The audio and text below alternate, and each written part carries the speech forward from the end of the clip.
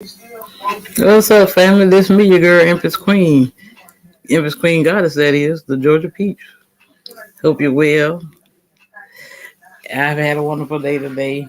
I had to go out for a little while. Today is my birthday, so I'm just kind of taking it easy. I'm easy like Sunday morning.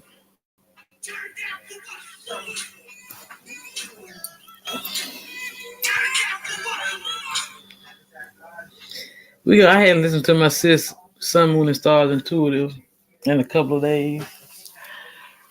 We'll go ahead and share her out the link to her channels in the description box. Y'all go over there and show my girl some love. All right.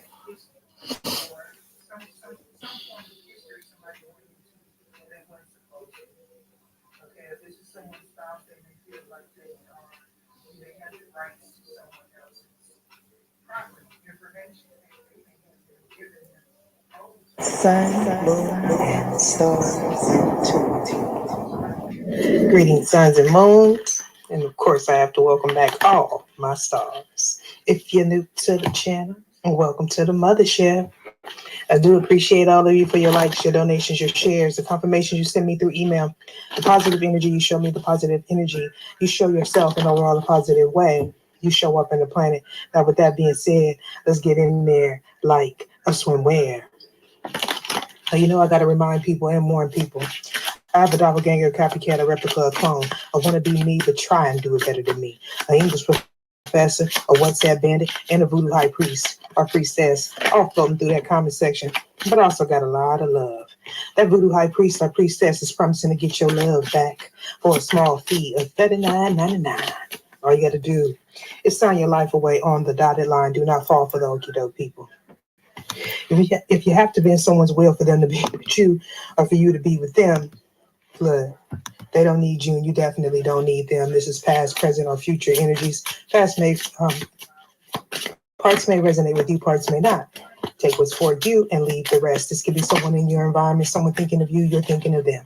An ex, a coworker, a past over loved one. You may or may not know these individuals. Any and all information that you need about me or regarding this reading shall be in the description box below, including a link where you can receive a free birth chart from a reputable site, no affiliation to me. All right. There's also a link for the membership for those that are interested. I want to say thank you for all the support, the prayers, the donations, your subscriptions. I want to say welcome. I appreciate all my members. Okay. I send you back all the love. Okay. Tenfold. We have someone that is at odds. Now, this is going to resonate different for everyone. And the reason why I say that in all my videos, but it's definitely some truth to what I'm saying to you. So listen up. We have someone that is at odds with themselves because they don't want to face the reality. Then we have couples or groups that may be at odds with themselves, okay? For things that they participated in, possibly thinking that they wouldn't get figured out. Now, these people, this group, you're so focused, or this person is so focused on everything but themselves that they don't see the opportunity that the divine is presenting them. Somebody's watching you work, and, this could be a couple that, they know they're supposed to separate here. This could be a group that they know something is coming to an end. However, you have a masculine energy that's focused on what they may dress up as equality, or they may feel slighted in a sense. This is someone that needs to do healing. We also have a feminine energy that is watching someone start something new, possibly envying, all right, hoping that whatever this person is in the midst of does not come to fruition. Now, we have someone that's running away from the truth here, okay, with the Seven of Wands. We're talking about betrayal. Now, for some of you, these people know each other. They don't have to be intimate. They could have a similar plight. They could trauma bond here. And in their mind, they feel justified by whatever it is, they're doing here. For some of you, somebody may want you to be a throuple. They want you to be a third party in this situation, and or they want you to join some sort of organization so your energy could be used for the greater good. See, someone wants to take accolades for someone else's gifts or someone else's abundance here. All right. But it's nothing but regret surrounding. Interesting enough how we get on social media and we see all sorts of examples of trauma bonding. And people really don't realize that they are trauma bonding, but they often do because sometimes it's popular to trauma bond. We got good trauma bonds and then we got not so good trauma bonds. Well, either what are you saying? Well, I'm saying people will fixate on views, they fixate on likes. And even though they know it's self-destructive behavior, they're gaining some sort of attention or some currency, but they're not aware of the repercussions of their actions. They don't realize how they are contributing to the future. Now, some people do, but because we're in this energy, right, of um, evolution, things change. So a lot of people haven't caught up to that fact that things change. What we wanted in our 20s is not necessarily going to be what the next 20-year-old wants or even your 20-year-old. Okay. So it's kind of like we're always continuously growing. We have the chariot energy. Someone is manifesting here. This is after moving away from something toxic. This person needed to have strength, or they're going to need to maintain their strength as well as their boundaries as they embark on this new adventure. Okay. I'm hearing flying. I don't know, somebody's flying, parachuting, hang gliding. I don't know. They could be on a cliffhanger or something. All right. But what I feel like is you are embarking on something new. Okay, with this Fool card being here. You don't necessarily have to be a young adult. You could, this is the beginning. It's the beginning of the wheel. It's the beginning of a new venture, a new way of living, right? I feel like you're going in the opposite direction of whatever group, associate, friend circle, belief system. Take it how it resonates. And you got your defenses up. All right. Somebody may be hiding. Okay. They may be hiding from themselves or hiding from some sort of truth. Okay. If this is like a work environment or a school environment, this is someone that don't want to do their part here. They're gonna show up at the end when everybody's getting their gold medals or receiving their grades here, and they're gonna be the one that be like, oh, how in college you got them group projects and everybody gets an A if whatever, however the teacher or the professor or instructor decides to grade people. Some of y'all know exactly what I'm talking about. All right. Somebody wants to suppress someone else. And this is what these people that are trauma bonding have in common, even if it's male or female. Somebody wants to suppress the other, whether if it's the opposite gender or the same gender. Someone does not want someone to get ahead of them. This person they want to receive all the accolades. They want to receive all the attention, even if it is a negative attention. They really don't care. This is someone that is interested in absorbing people's energy. Now, some people don't see slander, scapegoatism, victim blaming, or pointing the finger as sorcery, but it most definitely is. We have sudden wealth. Somebody moved away from something and they moved into sudden wealth with the chariot being here. This is throne energy. This is something that this person was supposed to do this lifetime. Clarifying chariot energy, we got sudden wealth. This is telling me somebody used their intuition. They moved away right when they needed to. All right. This is also someone that gives a lot, or they did in the past. They may be in this energy of receiving now because they are at the beginning of the wheel. This person may be getting a new job opportunity. Somebody could be traveling Okay, it's just about taking a leap of faith. However, this person didn't know in the past that this would happen. This is talking about a change here. And clarifying the fool, we have the mature man. Right, so this is telling me this is somebody of status. This is usually someone older. I mean, you know, if you are younger, take it how it resonates. You may have a more advanced belief than your peers, but this is definitely speaking about somebody moving forward, and most definitely is talking about a man. Somebody's coming out of this energy of having to overwork in a situation.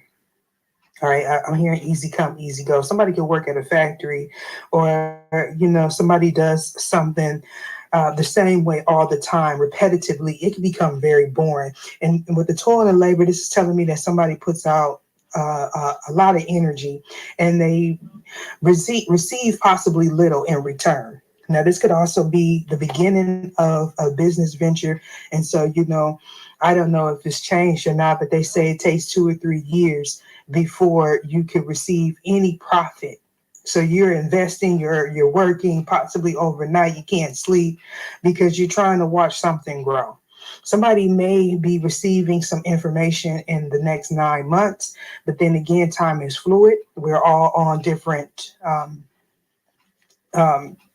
spectrums. We're all on different energy zones, okay, different timelines. But this is definitely the energy of someone having to wait for their investment to come to fruition. For some of you, this could be a business and or this may be a child. But whatever it is, it's prosperity here. It's nurturing here. Okay. Some of you, you may be a single parent, or you may have grown up in a single parent environment, whether if you are male or female. We definitely have an official person. You could be this official person. Somebody may be running into official person, but we're talking about building, expansion, growth. 22.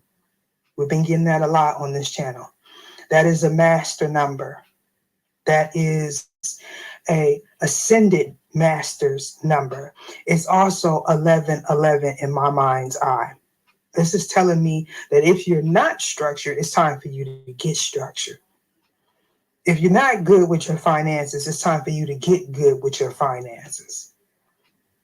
Okay, some of you like, I ain't got none either. Well, it's time for you to change your mindset, and you have to get up every day and tell yourself that I am abundant.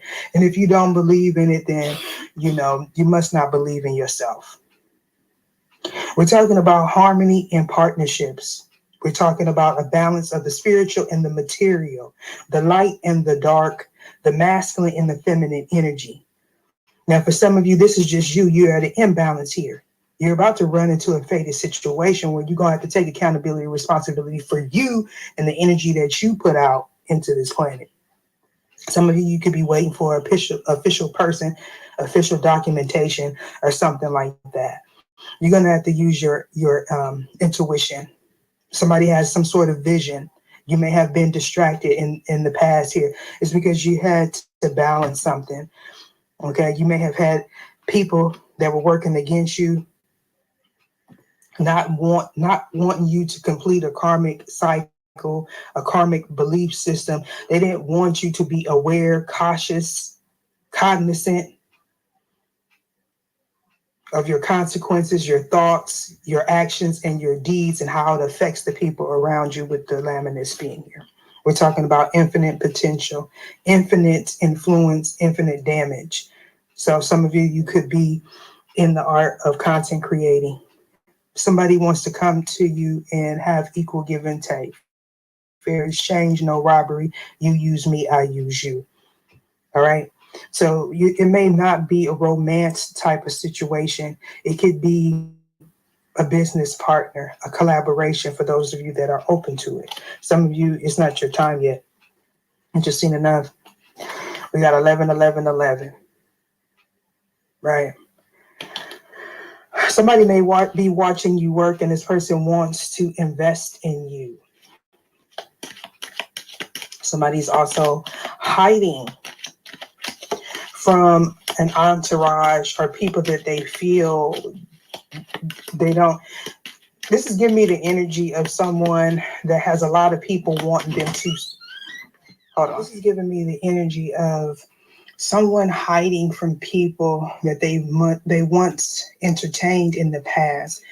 These people were expecting to get something from this individual, and I'm hearing they're tired of fighting, okay, or even pretending like they don't know what these people want from them. Okay, it was entertaining at one point, and I'm speaking about this Six of Swords energy here. They were entertaining it at one point, gaining something from it. However, it became a burden. All right. Somebody's in an abusive situation, whether if it is a work environment, family, people wanting them to see. Whoever this mature man is, they have people around them like stalking and hawking because they came into some sudden wealth here. But see, this mature man has built whatever they built on their own. All right. So this is giving me somebody that's awakening. I don't care if they're 50, 60, 30, 20. This is somebody that is aware of their environment now. But the thing is, at one point, they were on these individuals' level. Possibly they even worked as a team with these people. But somebody's rights was violated in this situation. Okay. And it caused this person to be at odds with themselves or at odds with someone that they're supposed to create something with. Okay. Now, this could be a relationship. If this is a relationship, you have a masculine energy that's thinking about the betrayals that they participated in the past. You move forward, you went to sudden wealth here. You may also have someone that wants to invest in you, or you may be currently with that person, and you may be keeping your relationship a secret or hidden, okay, especially if it's in the public eye.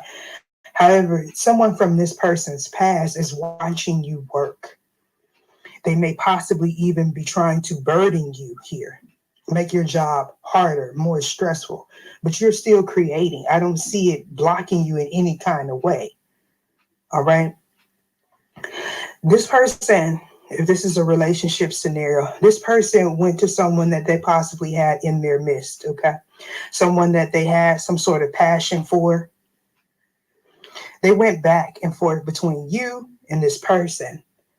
Now, this may have been a karmic tie, a soul tie, where this person was in and out of your life and this other person's life, because this is the Queen of Wands here, right? So this is someone that was accepting of this person coming in and out because they themselves was that way. So in real actuality, they went back to someone that was their vibrational match. However, there's some regret here.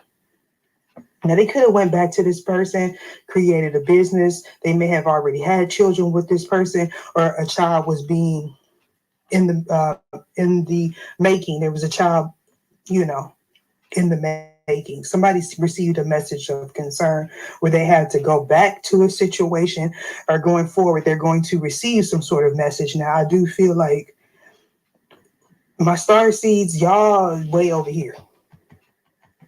This is my star seeds energy, whether if you are male or female. You got your head down, you're minding your business, you're working, you're creating something, you're manifesting. You're waiting to reap the benefits of what you sown or you already are. However, everything surrounding you, past events here. This may even be you too. Okay. You gain some information, you gain some momentum, you gain some courage, and you was able to move forward. And it's causing someone to be concerned here, because this person didn't expect you to be seen, or they're fearful of whoever they are with from your past seeing you and wanting you back. For some of you, now that's not going to be for everybody, you may be with a child, and whoever they are with, they're so insecure that they believe, okay, that you have a child with this person. You may.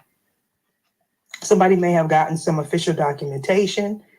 Somebody could be in court. We've been getting that a lot lately as well. Somebody's receiving some sort of documentation from the court. Let's just put it that way. Why is the Six of Swords here, please? So somebody knows that they have to move forward, or they had to. So we got an immature male here. Somebody had to leave someone that didn't do the work behind, or this person, it could be a con man with the main male in reverse. This con man is hiding from people that invested in them, surrounding a home here. This could be a real estate investor. I'm hearing occupying a property illegally. Somebody could be squatting. This could be a couple that is in a home illegally. And we have this mature woman here, somebody that's off on the side minding their business. Yeah. Bad health. So you may be receiving a message about bad health. For some of you, this mature woman could be someone's mother that may be in bad health, physical health, financial health, spiritual health here. Some of you feel this. I'm hearing a long time coming. So this may be something that you prophesized, or something that you anticipated, possibly because it came out in the reading, whether if you did the reading yourself or if you went to a reader. Why is the Two of Coins here on the fence, please? Somebody has a fear of commitment.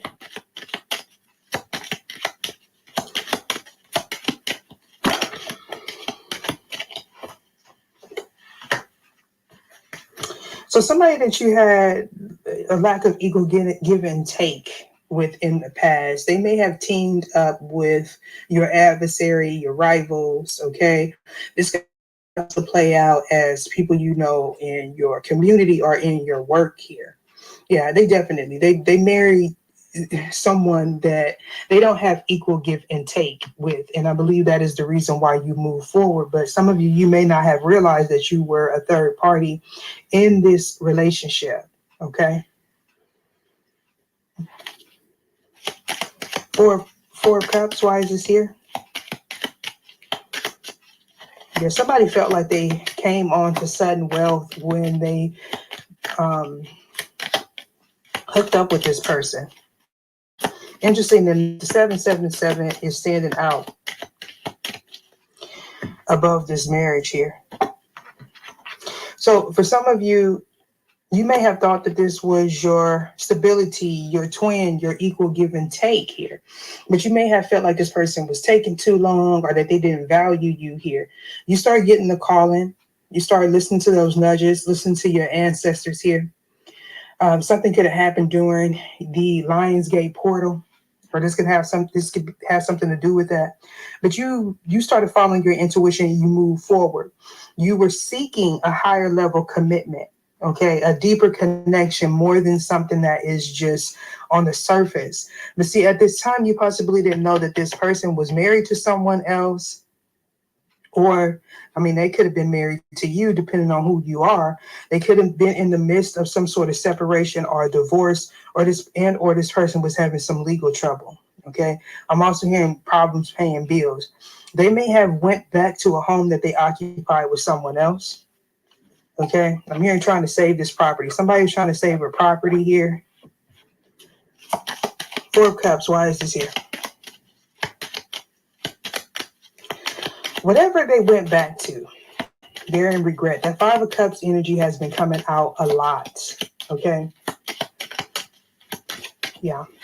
Somebody may be secretly grieving the loss of you, even though I feel like you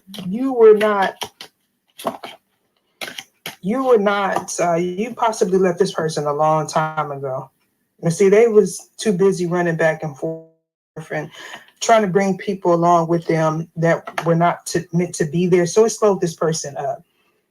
Now, again, somebody may have lost a job, lost a home, and they're receiving some message of concern here. But these people are still focused on you, whether if it is a male or a female. This person then moved on, got in a whole nother relationship, but they did that to spite you. For some of you, this person may have been they may have found out that you were married. I'm hearing married on paper. You may not, yeah. There's a reading that I did about a year ago that talks about somebody is married to a big miss or something like that. That may resonate with somebody that's watching this. So somebody is receiving this message of concern, having to do with their stability, having to do with their health here. But somebody still focused on what you are doing, what you are manifesting in. Okay. I feel like you are in this energy of being practical. You're not showboating. You're not trying to be fancy or nothing. I feel like you work hard. Okay. And because you are working hard, you're building something. It's a gradual build. Look at that. So these people in the middle, or this person in the middle that is at odds with themselves because they wanted to offer marriage or they were married and didn't tell you. Okay, they may have ghosted you with the main mail in reverse over great fortune. This person never stopped watching you. Okay, I'm hearing something about internet history or some form of history somebody went into and they wasn't supposed to. Okay, if this is someone's spouse, they may feel like they have the rights to someone else's property, information. Heck, they may have even given them codes or whatever. But I'm hearing this to this person's detriment. Somebody may have seen somebody's messages to you. And depending on, are you seeing them? Okay. Yeah, we got family room. So this person, we got family room, clarifying Knight of Wands here. I feel like this person didn't spend a lot of time at home. You may have not known that this person was married. They may travel for a living or whatever they do, they're out the home, possibly more than 10 hours a day. Okay. Somebody may have had someone coming up to their job as well, is also what I'm getting. With the family room being on the fence like that, this is telling me that somebody left. Somebody left a long time ago. Okay. They got tired of the in and out, the back and forth or whatever. It was always confrontation. And see, somebody was in this immature like state here. All right. They were comfortable with this. They thought that this was what love was about. This is what marriage was about. Right. Somebody has an outdated belief system. This could be someone that feels like since they are married, they won the prize. For some of you, this person has low self-worth here. This is someone that if their spouse or significant other cheats, they're gonna go and cheat. And they're gonna one up each other, and then at the end, what they say, bad marriage for life. But see, they're not cognizant or aware of the imprint that they are leaving on other people. As a matter of fact, that make these people even more. It feeds them. Because now they have something that they can bond on. This is giving me the energy of people that look outside of their marriage to make it exciting. And then when they get someone hooked here, it becomes even more exciting because now we got to fight to stay in a marriage that we really don't want to be in. Makes sense, right? Nine of Coins. This person has done this to multiple people. It keeps the person that they are with battling also because they feel like somebody trying to take their person. Somebody's all in their thoughts here. Somebody uses you as an inspiration, whether if you're male or female. Somebody wants to work with you. This could be a business owner. Okay. They're thinking about you. For some of you, this is your divine counterpart that is this wealthy man, or you are this wealthy man, and you want to manifest something with this person. You may be concerned if they have an ex, somebody that they have children with, or whatever that may be in your thoughts here.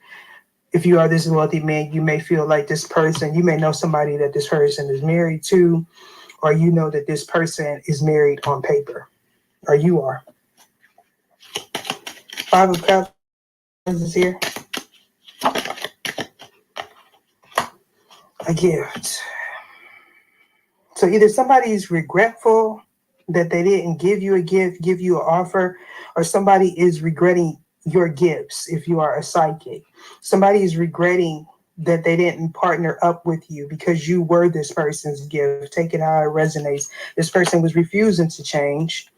They're showing up as a false person, which is equal to a false flame.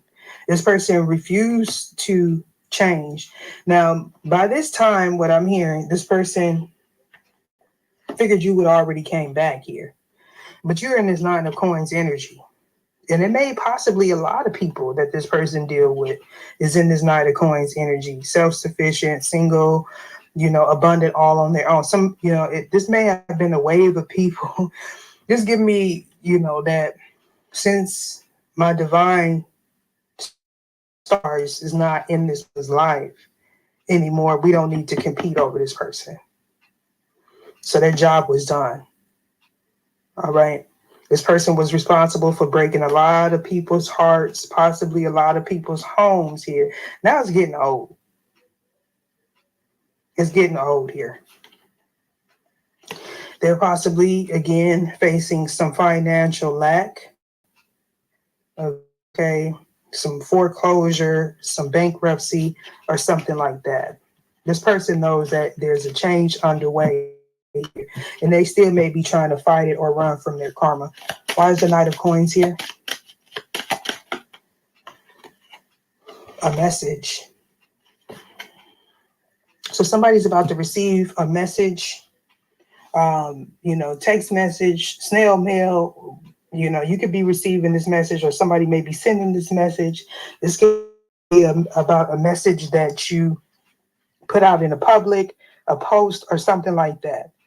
Somebody is concerned about some sort of documentation making it to this person, possibly someone even investing in you. All right, so before I head on over to the membership side collective, I'm going to get you some parting advice here. All right. Those that are interested in becoming a member, look in the description box below. My members, I see you on the other side. We got surrender to trust. Trust yourself and your decisions. Don't be swayed by other people's strong opinions about what to do. Take action and be confident that you have chosen the right path. And we have Hunter, track down your fears and desires. And when I looked at that and when I touched it, I heard the hunter becomes the hunted. Take it how it resonates. And here you have it, shapeshifter energy out of all these cards, right? Y'all notice how that happens? It's like when I see a new card, I almost forget that it's there because the same cards keep coming up. Now that could be because somebody's doing stuff to keep somebody in a repetitive loop, or it's a collective of people that's going through this. And for whatever reason, the message hadn't registered, or you hadn't gotten it. We got to transform and unveil your gifts. And I believe that this is someone that's multifaceted. Okay, you encountered a shapeshifter, so you can the energy. Some people may not agree with that or like that here, but I feel like you're in this energy of being too emotional, too caring, too trusting. So you had to learn how to shift from the Queen of Wands, the Queen of Pentacles, the Queen of Swords, the Queen of the Queen of Cups. You had to learn how to shift. If you truly consider yourself an empress or an emperor, you can't just stay in one spot. And for some of you, this is where you're heading, because the Nine of Coins is Empress energy, but in the minor arcana. I think that's what the minor cards here. So you're embarking on some sort of change. Okay, for some of you, you are, this is your divine partner. You've already went through all of this, so it's very important to know who you are and how you're showing up. You've already went through all of this, and you have someone that is your equal. Okay, got the sage and the air guardian. Surrender. Yeah, somebody's coming out of I heard retirement. Surrender your need to always be right. Now, you may not like me for this. When I look down at the clock, it said 2:19. You may not like me for this, but for some of you, you keep trying to make somebody that is a false flame your flame. If you have any here, at least be open that that's not your flame. And partially that comes from listening to the wrong readers or not interpreting your own readings right because there was some sort of blockage, okay? We got to give others the gift of letting them be right. Be yielding, not rigid. This will help resolve conflicts and improve your relationship. Surrender to spirit. Yeah, that's what I was just saying. Surrender unhealthy relationships. And magic guardian. Unlock the magic within you. And this is why you had to encounter these people, because some of you didn't realize your potential until you had to face adversity. All right. If this is where we part ways, I'll see you on the next reading. To my members, I see you on the other side. Deuces. I appreciate you for watching until the end. There's a link in the description box below for those that are interested in joining the membership. Make sure to choose the right tier for you. In this clip, I describe each tier and the of each tier. So hopefully I'll see you on other sun, moon, and stars. Greetings, suns and moons. And of course, I have to welcome back all. If you're new to the channel, welcome to the mothership.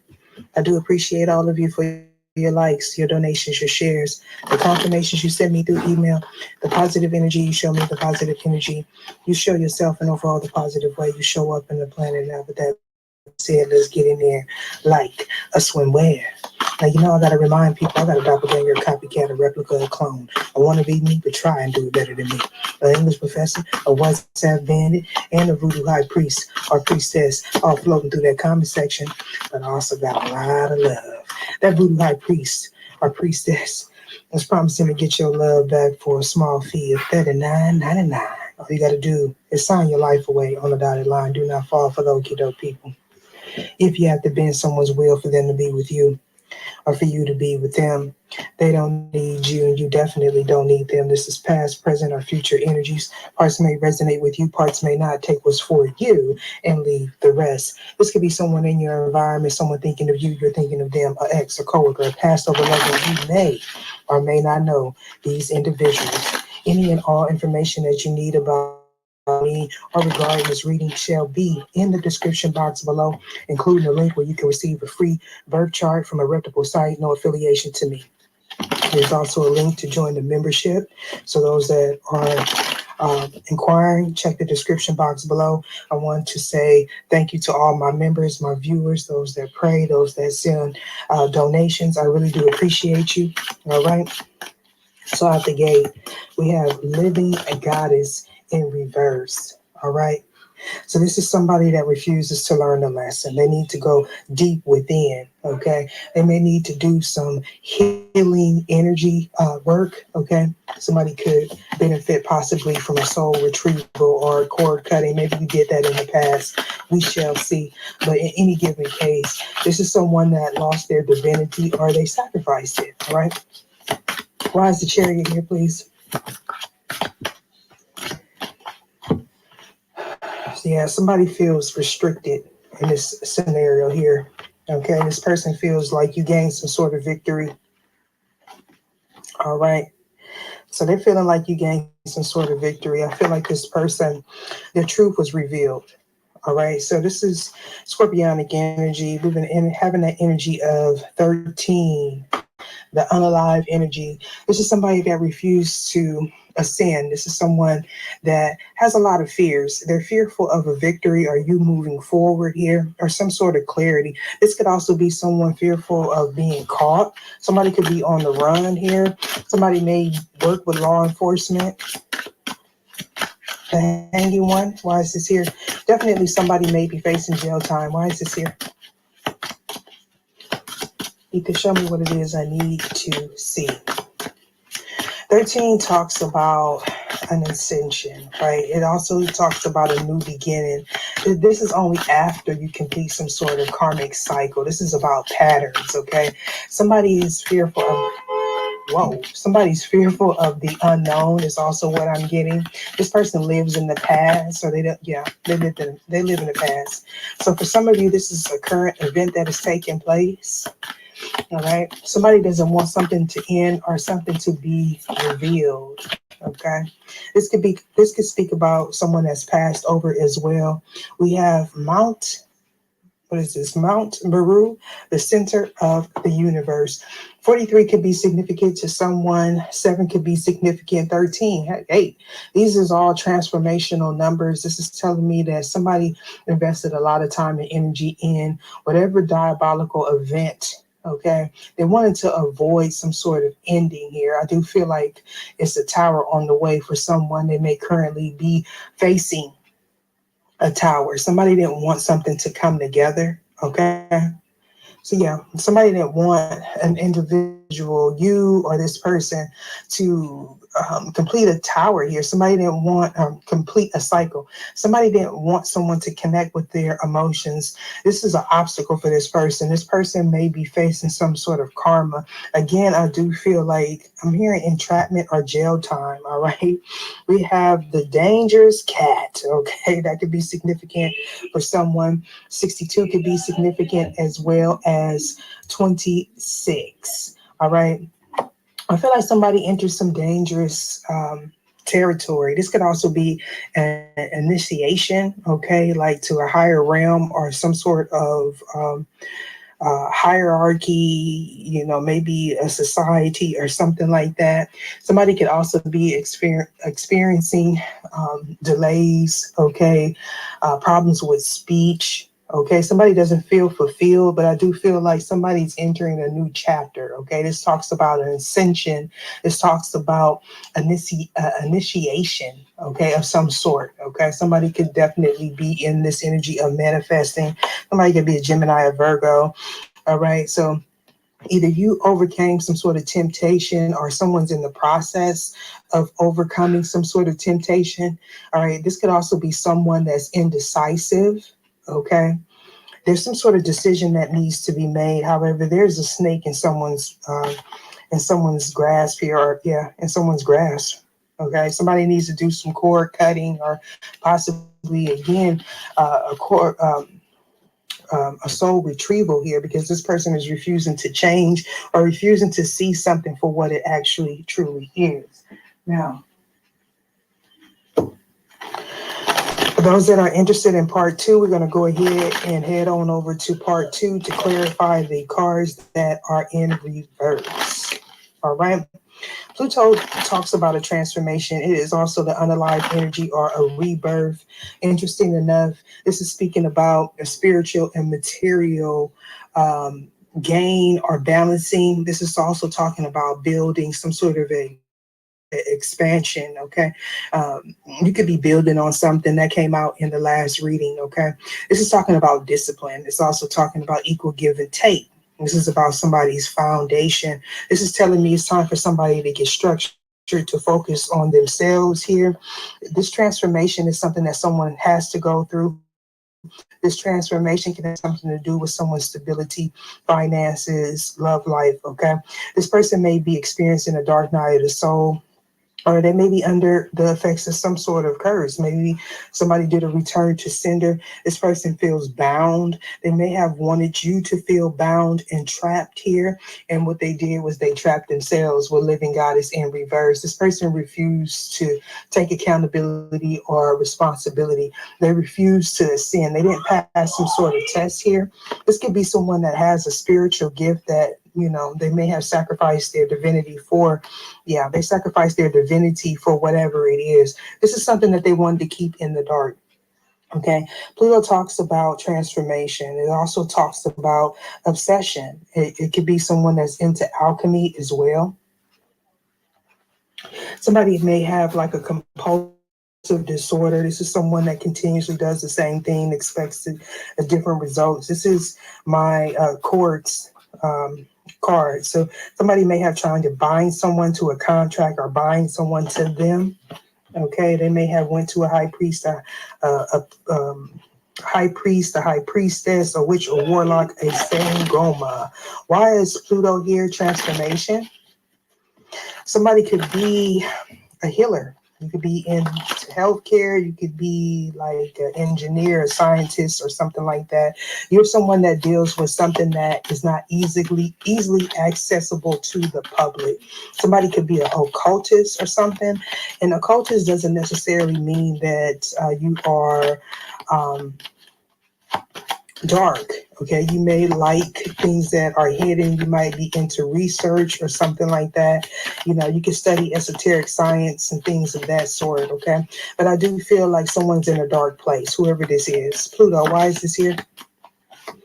We got Ogun. So we got the chariot energy here.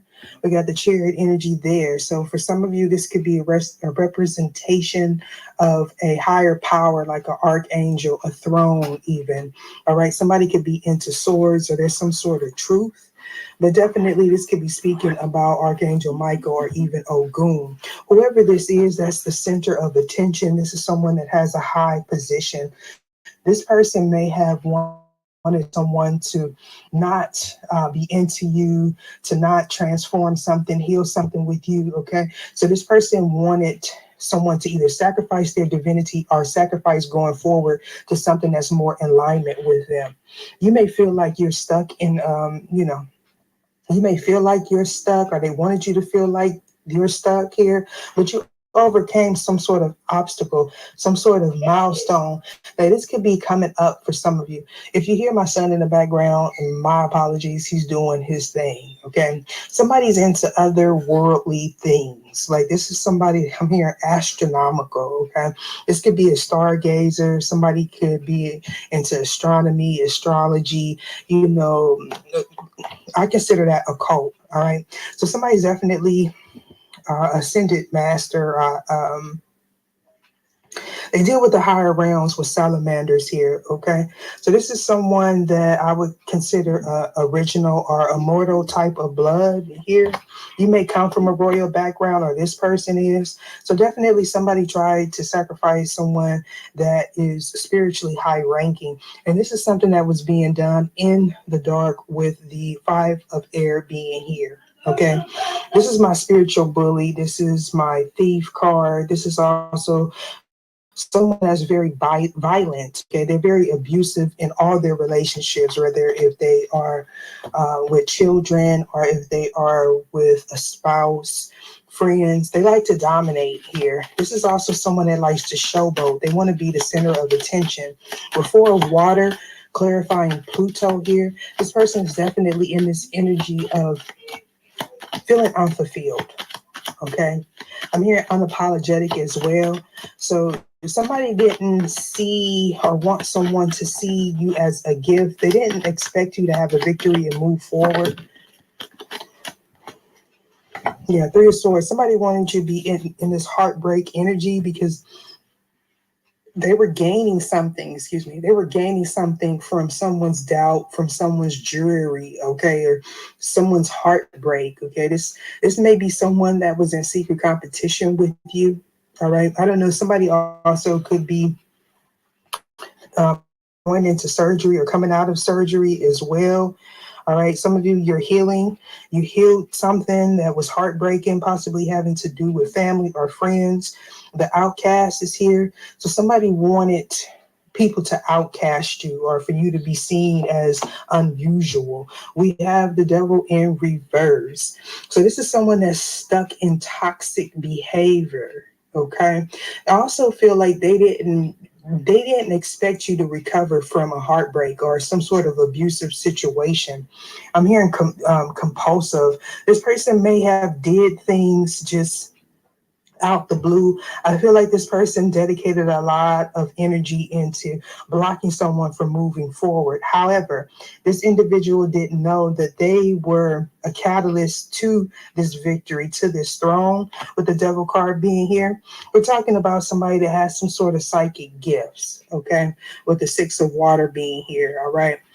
This person may have wanted you to be stuck on them, stuck in heartbreak. Again, I feel like they felt like if they kept you or whoever this person is in confinement, that they wouldn't heal, that they could use that energy. For some of you, this person, I don't know how they're doing it. They could be a psychic or have some sort of gift. They also may have connections to water deities. Mama Wata may be significant, or any pantheon that deals with that element. All right. We're talking about somebody that was greedy. They didn't want somebody to move forward here. This is someone that was consumed with greed. They may have had multiple people helping them as well. But I feel like this didn't shake you. I feel like you're somebody that's grounded. I'm also hearing a fish out of water. So somebody wanted you to feel smothered or like you couldn't breathe. Possibly because they tried to disrupt your happiness, your foundation, your home here. All right. Why is the hanging one here? This is giving me jail. Somebody may be getting taken off to jail. Okay. Or they feel trapped. You're going to gain some sort of clarity.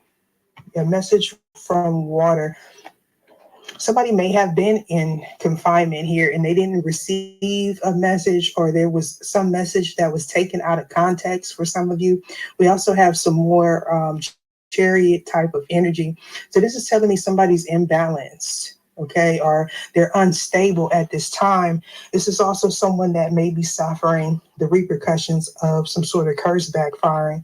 They may have been cut off. They feel like they're being overpowered from all different directions. So this could be the energy of something that was stagnant, and then all of a sudden, all that energy that they sent out, all that darkness came brushing back to them all at once. Okay. Yeah, this person needs to get grounded, or this affected someone's stability. Somebody could be a Baba here. Okay. So yeah, somebody's trying to manifest their wishes, their wish fulfillment, or this is this person's wish fulfillment to keep you stuck. I'm hearing be careful what you wish for. Living Goddess Wise is here in reverse, please. Living Goddess, that's the energy of justice. So this is telling me somebody lied, possibly lied in court, or lied about an ending here. Yeah. Somebody may have lied in court or lied about something having to do with Oshala. This is the Emperor. They didn't want this person to connect with their higher self. Their higher self would lead them to someone that is equally yoked. So I feel like this person who is ever in this Oshala, I might not be saying it right, but energy here. This is someone that has a high status. This is a throne. We got the throne here, the throne there. So they didn't want this person to have a victory. They didn't want this person to have a rebirth, okay, with transfiguration in reverse. They didn't want something to change in this situation. All right. So somebody may have been feeling depleted with the dwarves and the gnomes here. This is telling me somebody thought that they were going to gain some sort of abundance if they stayed attached to this emperor type of energy. But what I feel happened in this scenario, the divine did not grant this person wish fulfillment because they had to let this go. They had to let whatever darkness, whatever stagnant energy go. They may have been stuck in this position for a very long time because they were fearful, with transgressions being here reversed. They were fearful of removing whatever energy this is. This also could have been like an addiction. Transgression and reverse rises here. A message, 8 of fire, on the fence. So I do feel like somebody did not receive a message here, or they didn't interpret something correctly. They may have taken what was said to them out of context if you had a conversation with this person, or somebody was playing monkey in the middle and they tried to purposely confuse whoever this is. This could also be a lie. I got that energy of that reading where somebody had false receipts, or they doctored up some sort of false documentation to present it to someone. I feel like that individual may be realizing that a message was fake here. Okay, they could have thought that you faked a message. I don't know who that's for. So somebody's getting some sort of clarity. Oh, okay. So somebody may be finding out that someone's mother had something to do with faking a message or blocking a message because they didn't want something to change here. Yeah, they were working together. This could be someone's spouse's mother, okay, or a sister. I'm hearing Mount Miru. Why is this here, please?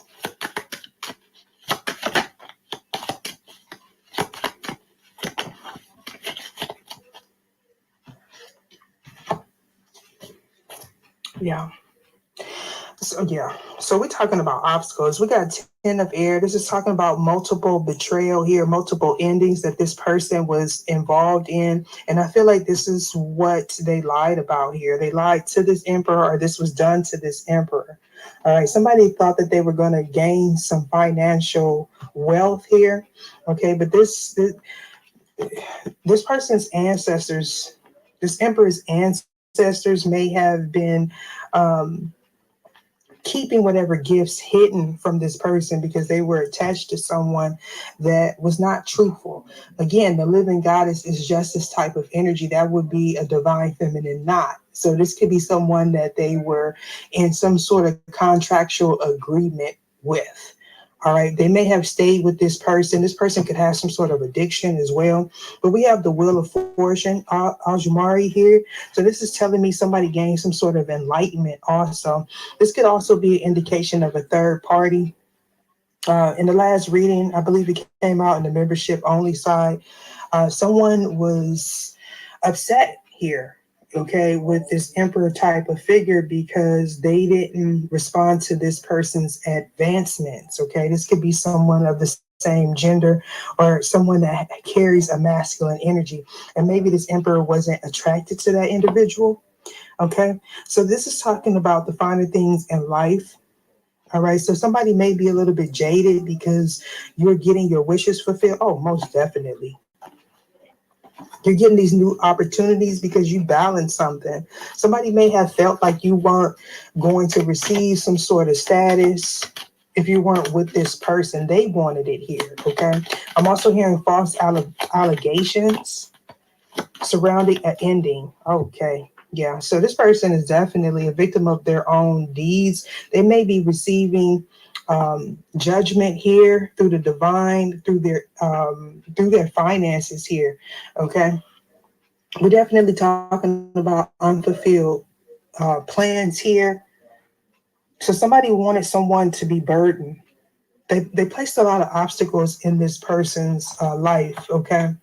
I feel like somebody may have walked away from this person, and now these obstacles are this person's to bear.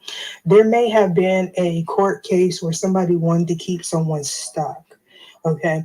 But the person that was trying to keep someone stuck, they don't have the means to take care of all these things. Okay, so now somebody's in debt. Someone may have tried to reach out and ask for a hand out here. Yeah. They reached out and asked for a handout. Somebody may have tried to curse someone, okay, because this is calling in the storm. This is Yansa. This is the graveyard witch. All right, so somebody could feel concerned about a message that they sent to someone surrounding an ending, possibly multiple endings. Yeah, I feel like this is backfire energy with the Eight of Fire being here. What's this? Yeah, you have your boundaries up. So this person may be trying to impede your space, okay, trying to spy here, but they can no longer do that. If they were going to someone and having this person pull cards or do divination on you, that person has placed boundaries up against this person. I feel like because they don't have the means to pay this individual. Oh yeah. Yeah, somebody wanted someone to do things repetitively, like back to back to back, like a chain of events, like a domino effect, to keep someone stuck, to keep somebody from crossing some sort of path. Issue is here, so that tells me someone was either dealing with Papa Legba or Bottom Samdi or some type of Baron here. They wanted somebody to feel heartbroken, and this is something that was being done in the dark. Okay, because of the nature of this reading, I'm going to go ahead and go over to the membership side. To clarify what's going on. But for some of you, I don't feel like this is my stars. I feel like this is someone that may have been going against you here. So this is everybody that's involved. If there were high priests, priestess, warlocks, witches, or whatever, this is judgment against those individuals. Somebody definitely placed themselves in the hot seat here. Oh yeah, mean and heavy. All right, so somebody's very vicious and spiteful with their words, and I feel like they're whatever they said, wrote, it trapped them, and now it's possible they're possibly in their head thinking about that. Okay, this person was ruthless with communication or something that they said, possibly something that they sent online. Let's see. Solar return. So it could actually be someone's solar return. Happy birthday to you. All right. But somebody needs to be prepared for something that's coming here. Okay. There's some sort of obstacle coming for you or for this person, depending on who okay. They're not going to be able to open the door and unlock something. Maybe they may be getting kicked out, or they don't have the means to stop whatever it is they tried to unleash. Yeah, they can't overcome this obstacle. This is somebody that's stuck here. Give me some parting advice for all that may be, all the energies associated. Yeah, this person, they may have did something when they didn't have any spiritual protection. Okay. This something could have been done on your birthday in the past or on someone's birthday. 24 could be significant, 42 could be significant, but this is also talking about cosmic events. Somebody may have somebody's birth chart and they were trying to do things according to someone's birth chart, but this person didn't have all the information correct. They didn't have the keys. It's like they feel like they have one up on somebody, but it's like, okay, like say you pray a certain way or you read a certain way. This person may try to copy it, or whatever you do, they try to copy it, but they don't have the backing. They don't have the inner knowledge, the inner knowing that you have. So yeah, it's like they've been locked out. They've been locked out of something. Wish fulfilling gem. They've been locked out of a spiritual partnership. This is the Lover's card. I feel like somebody was pretending to be somebody's divine counterpart. We got Sage. Be devoted and committed. All this air energy, air guardian, shift your perception. So this is definitely someone that spends entirely too much time in someone else's business, is because they have this lack mentality. They may also have a poverty curse on their head too. Okay. Depends on what they were doing or who they were trying to sacrifice. The universe is asking you to open up to the infinite nature of abundance. In this way, you can remove blocks in your life and succeed beyond your wildest dreams. Oh yeah. Somebody didn't see this coming with the shapeshifter here. They did not expect it. So this is telling me somebody tapped in to someone's lineage and they weren't supposed to. They didn't have the spiritual ranking, the authority here. Yeah, they definitely didn't have that. Okay, for those that are interested in part 2, the link will be in the description box below. If this is where we part ways, I will see you in the next reading. For those that are members, I'll see you on the other side. I do appreciate you. Sun, moon, and stars. Reading suns and moons. And of course, I have to welcome back all my stars. If you're new to the channel, welcome to the mothership. I do appreciate all of you for your likes, your donations, your shares, the confirmations you send me through email, the positive energy you show me, the positive energy you show yourself, and overall the positive way you show up in the planet. Now, with that being said, let's get in there like a swimwear. Now, I got to remind people I got a doppelganger, a copycat, a replica, a clone. I want to be me, but try and do it better than me. An English professor, a WhatsApp bandit, and a voodoo high priest or priestess all floating through that comment section, but also got a lot of love. That voodoo high priest or priestess is promising to get your love back for a small fee of $39.99.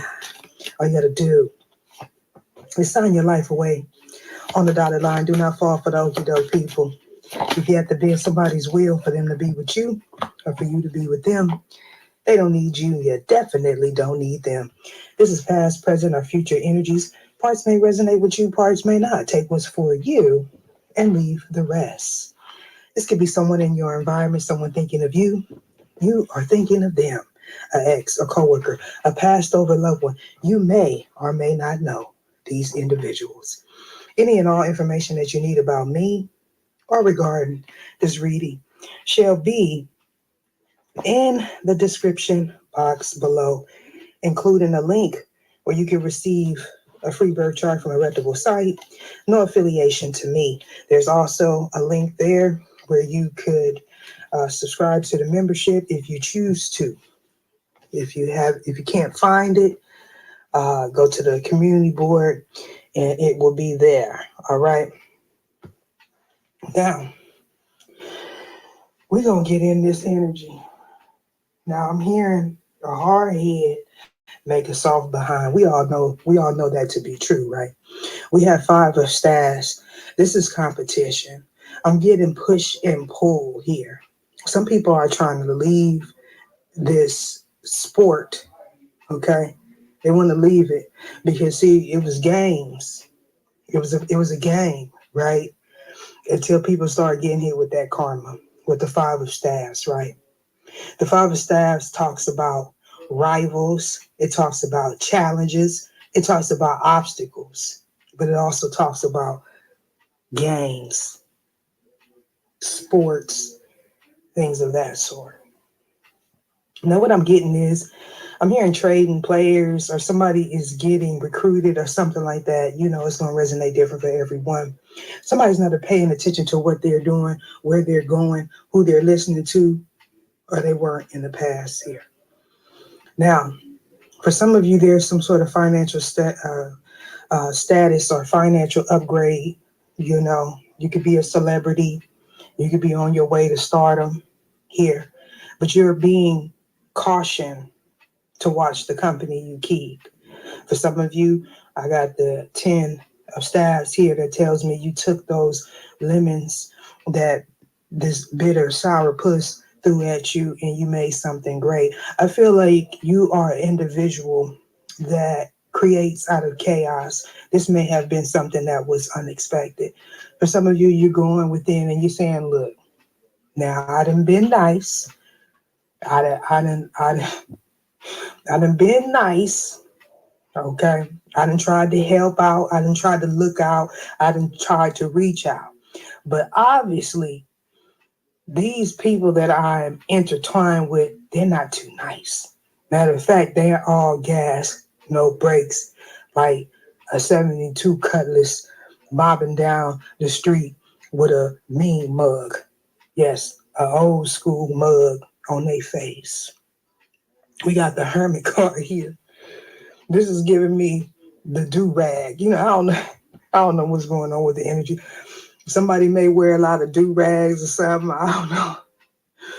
Somebody needs to go within with the Hermit card. This is telling me that somebody's MIA. It's right there, missing in action here. Okay. Somebody got demoted. Somebody got kicked out. Somebody may be on the run. Some people may be looking for this individual. Take it how it resonates. I don't know. The 10 of staffs talks about burdens, though. All right. But I feel like it's somebody in I don't want to say hiding, but they laying low. They laying low here. And they formulating some sort of plan here with the Ace of Swords. Somebody, I'm here thinking of a master plan.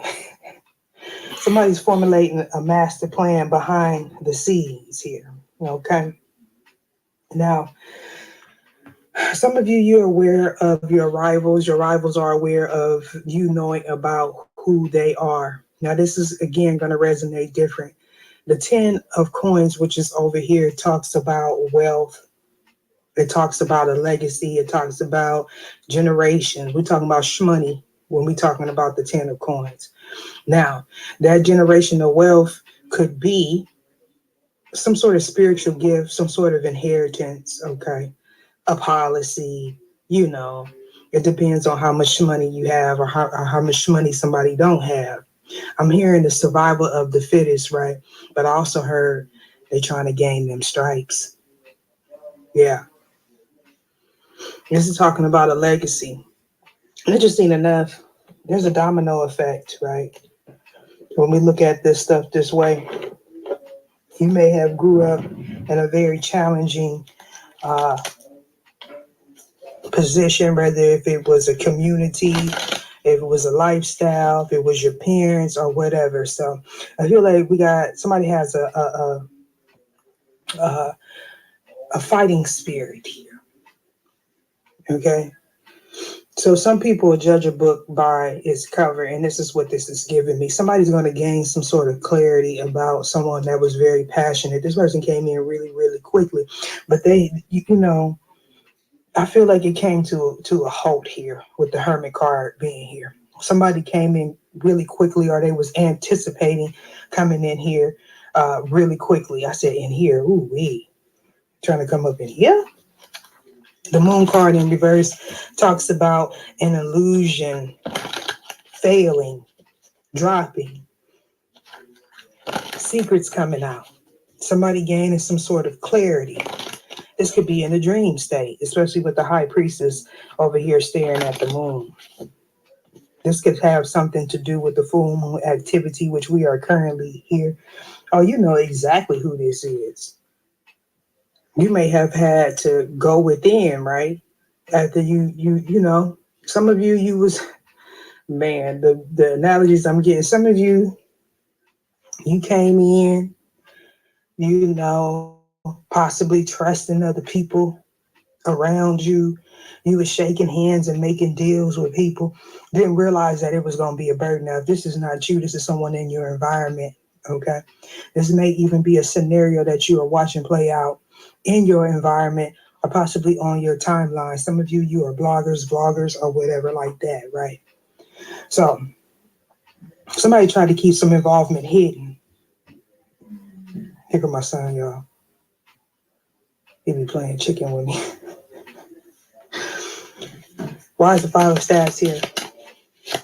Somebody try to keep their involvement hidden.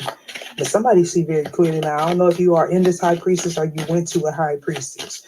But, I mean, you gain some sort of clarity off a third party, something that they felt was hidden. You possibly didn't know that this person was a hidden enemy. 5 of staffs twice is here.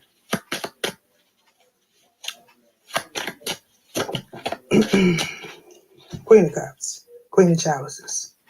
On the fence. You wanted to go on the fence because this person wants to have a mask on. They don't want people to see them as an adversary. Or they don't want people to know that they are part of this group conflict. All right.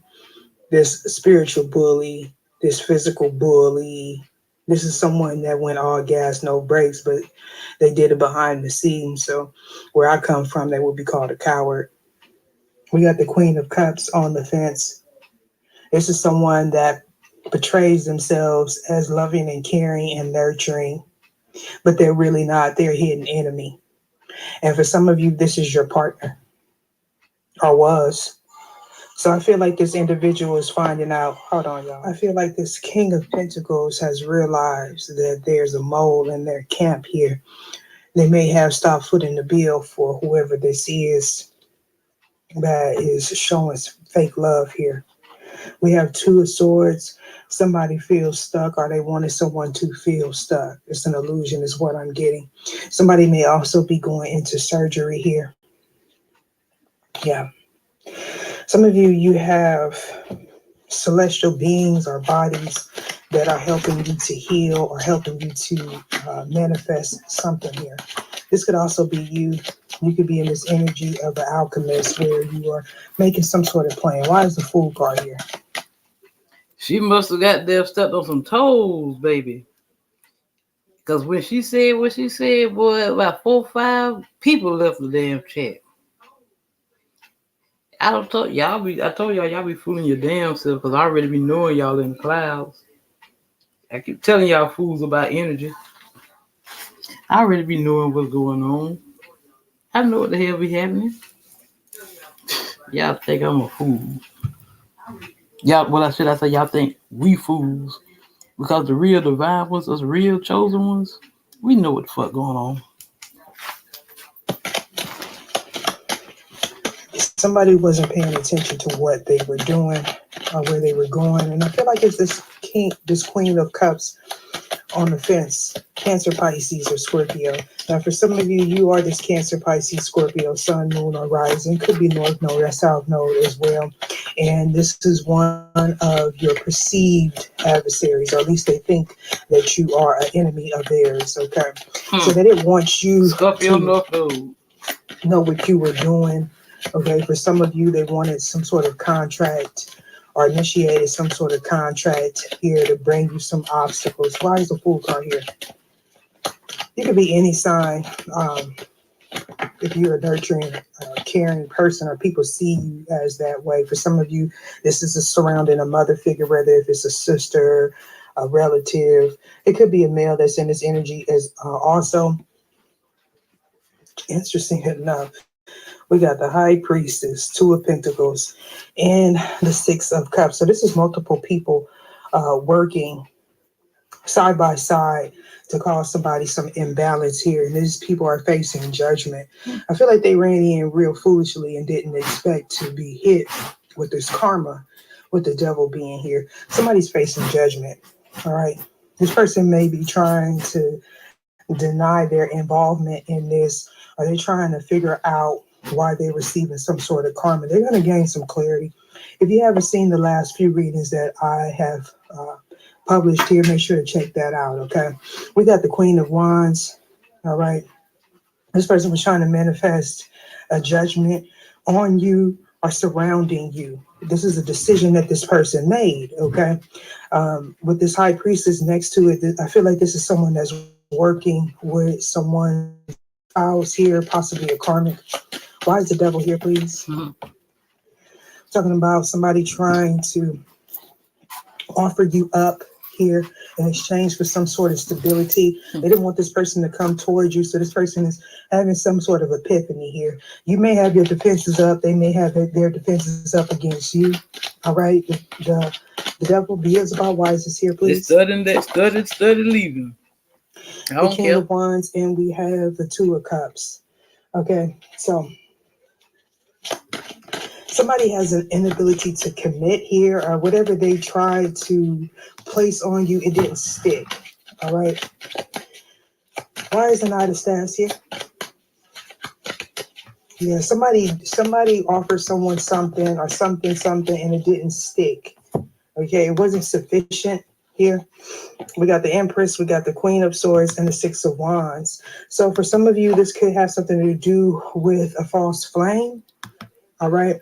Somebody wanted someone to have their defenses up against this Empress type figure. For some of you, this is somebody's spouse here. They could also register as a narcissist, whether if they are female or male. And I am not a professional. I don't diagnose people with anything. I suggest that you seek the proper help that you need.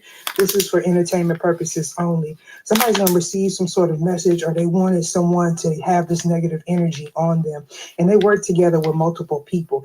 These could be people that have some sort of status, some sort of platform. Okay. They rushed in real foolishly now. So now somebody's in this energy of needing to go within and figure something out. They wanted you to be in this energy, but I feel like you cooler than a fan. Why is the Hermit card so unbothered? I be sitting back laughing. All these cards on the fence. I love it when the for those that plan are come interested, together. there will be a part 2 In the membership side, make sure to choose the right option for you. But we're going to go ahead and get as much as we can out for the public, okay? So the Six of Pentacles on the fence, Ace of Cups on the fence, and what is this? The Eight of Wands. The Eight of Wands on the fence.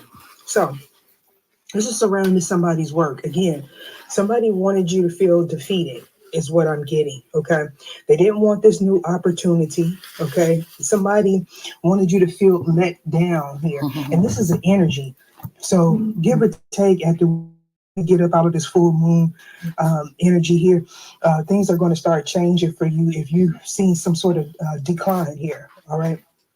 This is a person What's that going on? wasn't Today my aware of what birthday. they were investing in. Now, with this Eight of Wands being on the fence like that, I feel like that energy was returned. Now, this person is in this energy of frustration, okay? They may have delayed you, all right, or been a part of delaying you, but they're also in this energy. Everybody that's involved. You see all these cards and on the fence here? Somebody's upset over your spiritual gifts, over your intuition. All right. Now, for some of you, these people that are involved, they still want to use the fact that you are third party, and this is what they are all ganging up on you about. But it's only because they don't like you, and I'm gonna just be honest. Okay, they don't like you, and they know someone has. I'm doing all right today. I said today my birthday. How you been doing?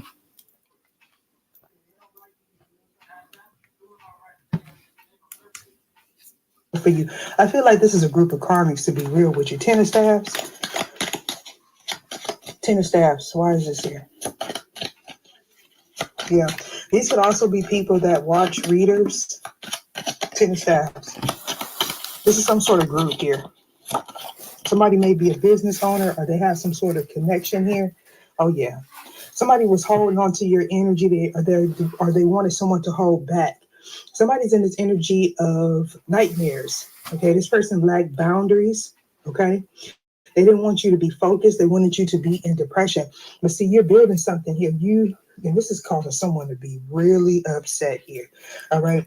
Again, I feel like you're an individual that you create when you are in chaotic situations. All right. Love you too. This is giving me the energy. Back me into the corner. I'm come out swinging. All right. So somebody may wanted you to feel stuck. All right. But I'm getting you're not stuck. You may be very good at multitasking. Why is the moon card here? Look at this, man. Come on. Judgment. All right. So this person definitely was a part of wanting you to be judged. Okay. It could be Aries, Leo, or Sagittarius, strong Sagittarius. But this could also indicate cusp for energy. Somebody could be on the cusp of Scorpio or Sag, but if it's you, for some of you, this is your adversary, but you are also the same sign as this person. All right. This is somebody that's stealing your work, stealing your ideas. They are a bully. They are a thief. Okay. This is someone that is a liar. This is also someone that is possibly facing some sort of judgment. That judgment could be a divorce for some of you. We have the Emperor in reverse. This is somebody that's codependent. This is someone that doesn't know how to manage their energy, their time. They possibly have a whole bunch of children that they don't take care of. This is someone that wanted you to feel defeated. They wanted you to feel heartbroken. For some of you, this could register as your false flame. With the Three of Swords in reverse, you're coming out of this betrayal type of energy. Somebody may want to apologize to you. They're trying to avoid a tower, so I wouldn't accept this person's apology. I wouldn't have this person around me at all. This is somebody that's trying to transfer some negative energy on you, or they've tried to in the past. The High Priestess, why is this here, please? All right, thank you for dropping in, baby girl. Five of Cups. This person is in regret now. Okay, you may have cried over this situation because this may be someone that's close to you. Somebody doesn't like change here. This is also somebody that wants to come in and pretend like they love you, but it's only to be deceptive. With the Five of Swords here on the fence, all these cards in the middle on the fence. So this is telling me this is something that somebody's dealing with now. I don't care if you see this read in 2 or 3 years from now. This energy has caught up with you because you went through some sort of battle here, possibly with somebody that you had a partnership with. It could be multiple people. Some of you, you are men. right? And you have multiple people like baby mamas or a wife or something like that, and you weren't aware that these people were working against you behind your back. With the Five of Swords being here on the fence like this is telling me that it's a fair fight, okay? Whatever they were doing behind closed doors to be deceptive, surrounding your energy, they wanted you to have nightmares. They wanted you to be in an energy of not knowing who to trust. But what happened in this scenario is you just said, everybody got to go. Everybody got to go. So it actually leveled you up to where you don't just take things for face value. You gain some sort of clarity here. Somebody also may want to offer you an apology. Yeah. You may be coming off as real temperamental to this person. If this is not you, this is someone that found out some information about you. Why is Ace of Swords? Yeah, for some of you, it's false flame here. This person is in some sort of regret, possibly because they didn't believe you or they didn't trust you. Okay, this person put themselves in a self-imposed prison. They did it to themselves. They were working with several people here. All right, somebody came in real quickly and spoke some sort of truth surrounding this situation. Somebody may have offered a false apology in this scenario, in this group, this friends group. But what you don't see is these people that are all working together here. And for some of you, this is a couple. They're all working together to cause somebody some mishap or mischief with the Nine of Wands. But you got your defenses up. Okay. Yeah, some of you, these people want to get back. This could be like a group. Like if you married or you got someone, this could be like a friends that's married to somebody. I got real hot for some reason with the Eight of Cups. You possibly walked away in this situation. Yeah, Knave of Pentacles. Some of you, you could be an apprentice or you were studying or somebody teaches a class or they're going to a class. This could be like somebody that is like a master teacher. They teach something that they shouldn't be teaching, something that having to do with the occult. So I ain't even finna lie to y'all. I gotta decipher this on the other side. Any messages for those that surrender your desire to control people? So I feel like this is for the person that is watching me that is attempting to try to manipulate my energy. And if you are resonating with this energy, they're attempting to manipulate your energy as well. Somebody has low self-esteem, okay, because you are the magic. Okay, you are the unicorn. We got surrender to the magic of who you are, surrender to trust. So some of y'all, you need to stop doubting yourself. Okay, whatever it is you're getting the nudge to do, when you get the nudge to do it, do it. Because some of you, you're not stepping up to your calling here, and everything runs in sync is what I'm getting. So some of you, you've been commissioned to do things and you're not doing them. So I'm about to end it there. If you want to see part 2, check in the description box below. Hopefully I see you on the other side. Deuces. Thanks for making it to the end. If you're interested in part 2, check the description box below. Make sure to choose the right option for you. Hope to see you on the other side. Perspective level. Gold is the perfection attained by metals and minerals. Minerals, however, are also following another line of perfection, that of its ability to sustain life and consciousness. And man, the acme of organic life, is evolving to the state where he acquires perfection in divine self-awareness. From the above, it can be summarized that alchemy is the art of raising vibrations of an object in order to hasten its development or evolution into a higher expression or state. The result is perfection of the object of the transmutation. Hey, Robin, what's Alchemy's going on? transmission to Christendom. How you been? Alexandria was the philosophical capital of Egypt, and perhaps the whole civilized worlds in the early centuries of Christianity. Gnosticism, Neoplatonism, alchemy, and Hermeticism flowered abundantly.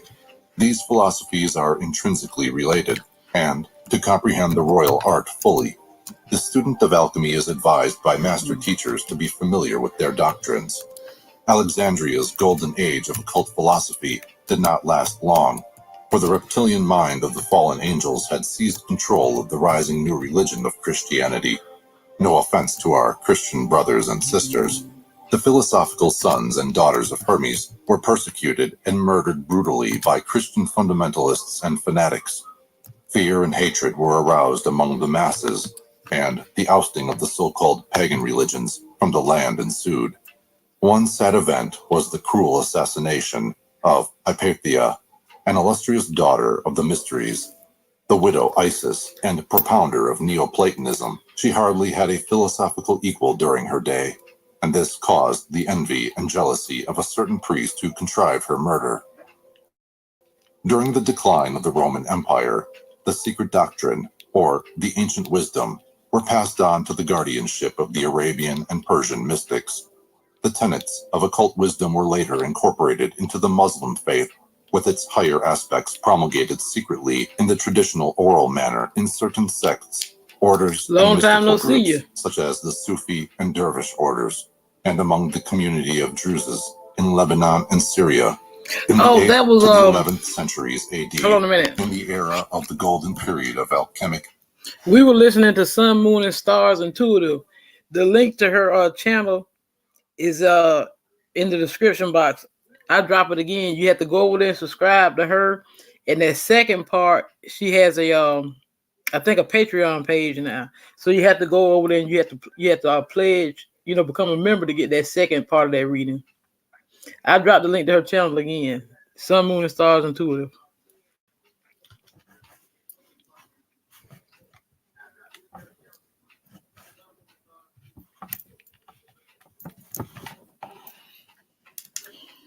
Islamic culture, we hear of eminent names in the field of the royal art, such as Al-Farabi, Razes, Geber, and Avicenna.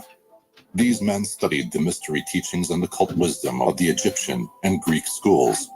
They were most notably influenced by Hermetic, alchemic, and Neoplatonic ideas, and the knowledge that they acquired was synthesized with Islamic and Sufic doctrines.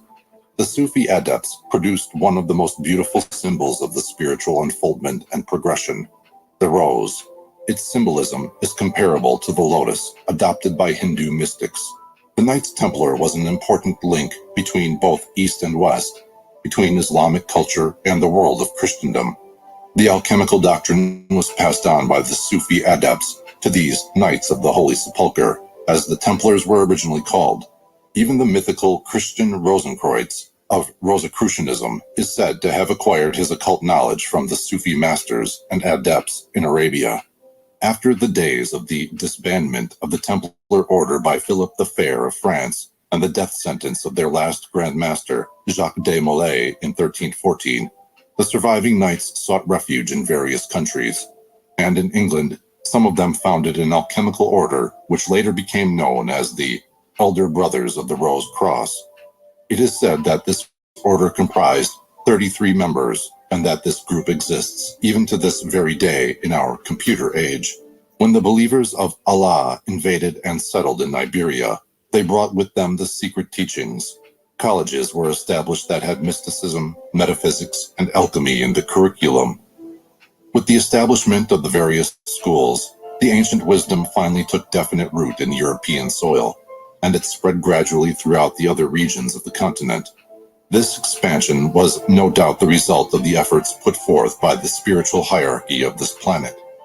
Man's evolution is divided into certain steps, stages, and cycles, and these have timetables or schedules associated with them.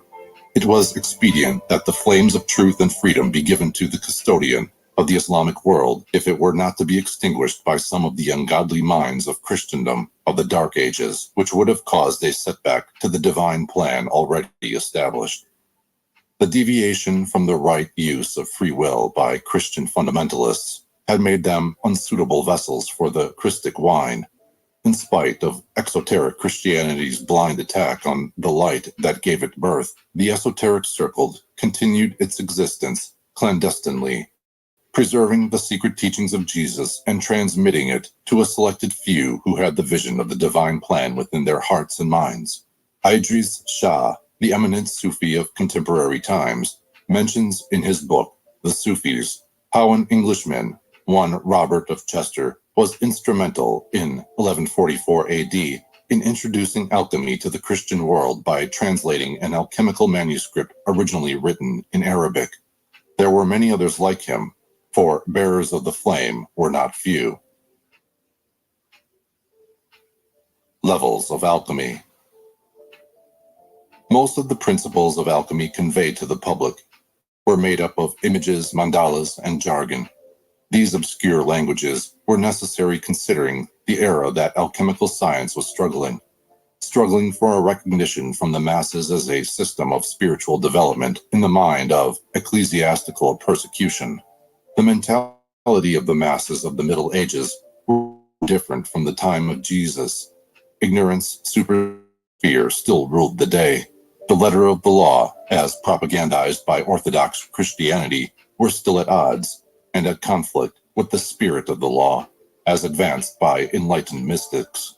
The Inquisition, which lasted for centuries, showed how far the Church had strayed from the original precepts of Christianity. The Christ taught love, forgiveness, charity, and kindness. The Church Fathers and Christian leaders only knew personal ambition, with sadism and egoism set up upon an unholy pedestal. The personal I was worshipped. The Yakida, or the divine I am, was forgotten. Neophytes of the mysteries were given the keys of interpretation of sacred literature when they were accepted in the various secret brotherhoods. The candidates of alchemical initiation were noticed by the masters when they had proven their sincerity and the sacrifices and effort that they had made. To the world at large, the existence of the masters was unknown and unsuspected, even though their presence in the world of men was hinted at in various alchemical manuscripts. It was only in the last century that Helena P. Blavatsky, among others, who brought their existence to the world's attention, and even then, the world scoffed at the idea. This is a little unreasonable, as people of various spiritual unfoldment and mental development may easily be seen and recognized. If some men and women are more perfect than others, why should not there be men and women totally perfect from our human point of view? Esoterically, when a master alchemist gave a student of alchemy the philosopher's stone, what was actually conveyed were the teachings of the ancient wisdom and a certain yogic system that, when applied and practiced, would transmute an initiate into a god. To the public eye, alchemical icons and terminology conveyed no sense whatsoever, but the mystiqueness of alchemical texts and images aroused interest in potential practitioners of the royal art, and it turned the average person into a seeker. This was perhaps one of the intentions of the authors of alchemical manuscripts. Modern chemistry, feeling a little perplexed by alchemical ideas, contemptuously considers her sire as a pseudoscience, in the same manner that astrology is usually frowned upon by the students of astronomy. Modern research will in time change the opinions and prejudicial beliefs of a materialistically inclined science. Already, pioneers of quantum physics are hypothesizing what the ancient wisdom has been teaching for ages. One key to understanding alchemy is to determine the objectives and the subject of transmutation. Without keeping this principle in mind, one would be lost in the alchemical wilderness.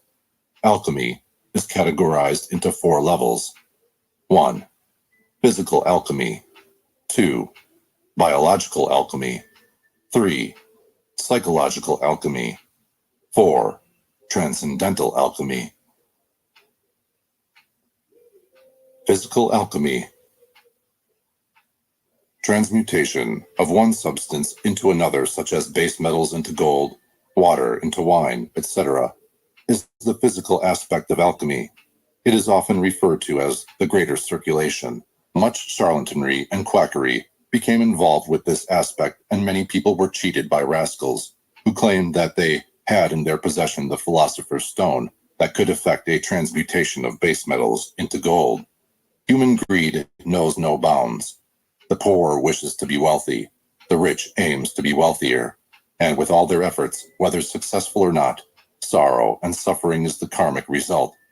Aspirants of the ancient wisdom are taught that the world of form is transient, and that one's happiness should not be based upon something that is illusory. Illusions do not last, and they are not eternal. They bind man to a false sense of human limitation. They enslave man to matter by seducing him to indulge in things that hampers the development of the soul. Truth and the real are that which is eternal, and they are to be found in the kingdom of God within us. Unfortunately, most Christians overlook this one of the most important injunctions of the Nazarene Master. The ancient precepts advises us further that the less earthly desires one has, the richer one truly becomes. The lesser circulation of the herbal family is also included in this category of physical alchemy. The main object of this work is the search for a universal panacea that would cure the ills and sufferings of humanity. This is quite a noble desire should the lucrative aspect and profit motive be absent. It would exemplify the bodhisattva ideal. In contemporary times, there are many of those who have claimed to have accomplished a successful transmutation in their laboratories, even teaching the secrets of the art to their ardent followers. Biological alchemy. When alchemists realized they were advancing in age and were no closer to the goal of physical transmutation, they sought a way to stall the process of old age, to regenerate the body, and even to acquire a degree of physical immortality and biological immunity to diseases that humankind is so prone. With such an object in view, they commenced their search for an elixir of life that would prolong their physical existence. At the very onset, the search took them to the field of herbalism, for many plants were believed to possess the traditional virtues of the fabled fountain of youth. The Hindu mystics attribute such qualities to the soma creeper. The Chinese Taoists declare that a certain mushroom that they call long qi has the virtue of regenerating the physical body.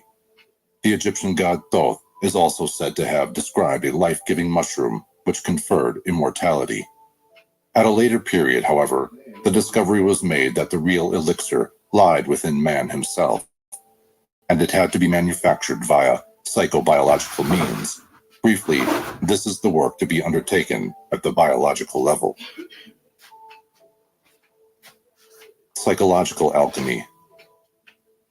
Psychological or mental alchemy is the science of the development of the mind. Of the four lower bodies, the mental sheath is the only one unstructured as yet into an organized body, that is, in most people. In the course of evolution, the mental body will be constituted and coordinated so as to allow the ego and the waking consciousness to function fully in the mental realm. The secret doctrine of H.P. Blavatsky tells us that in the fifth round, the mental body is expected to be fully developed. Mental alchemy accelerates the evolution of the mind.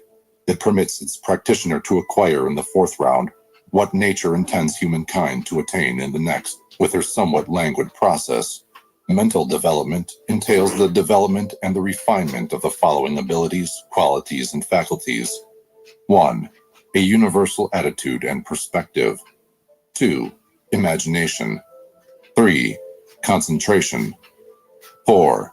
The ability to reason inductively, deductively, syllogistically, analytically, analogically, etc. 5. Mental quietude. 6.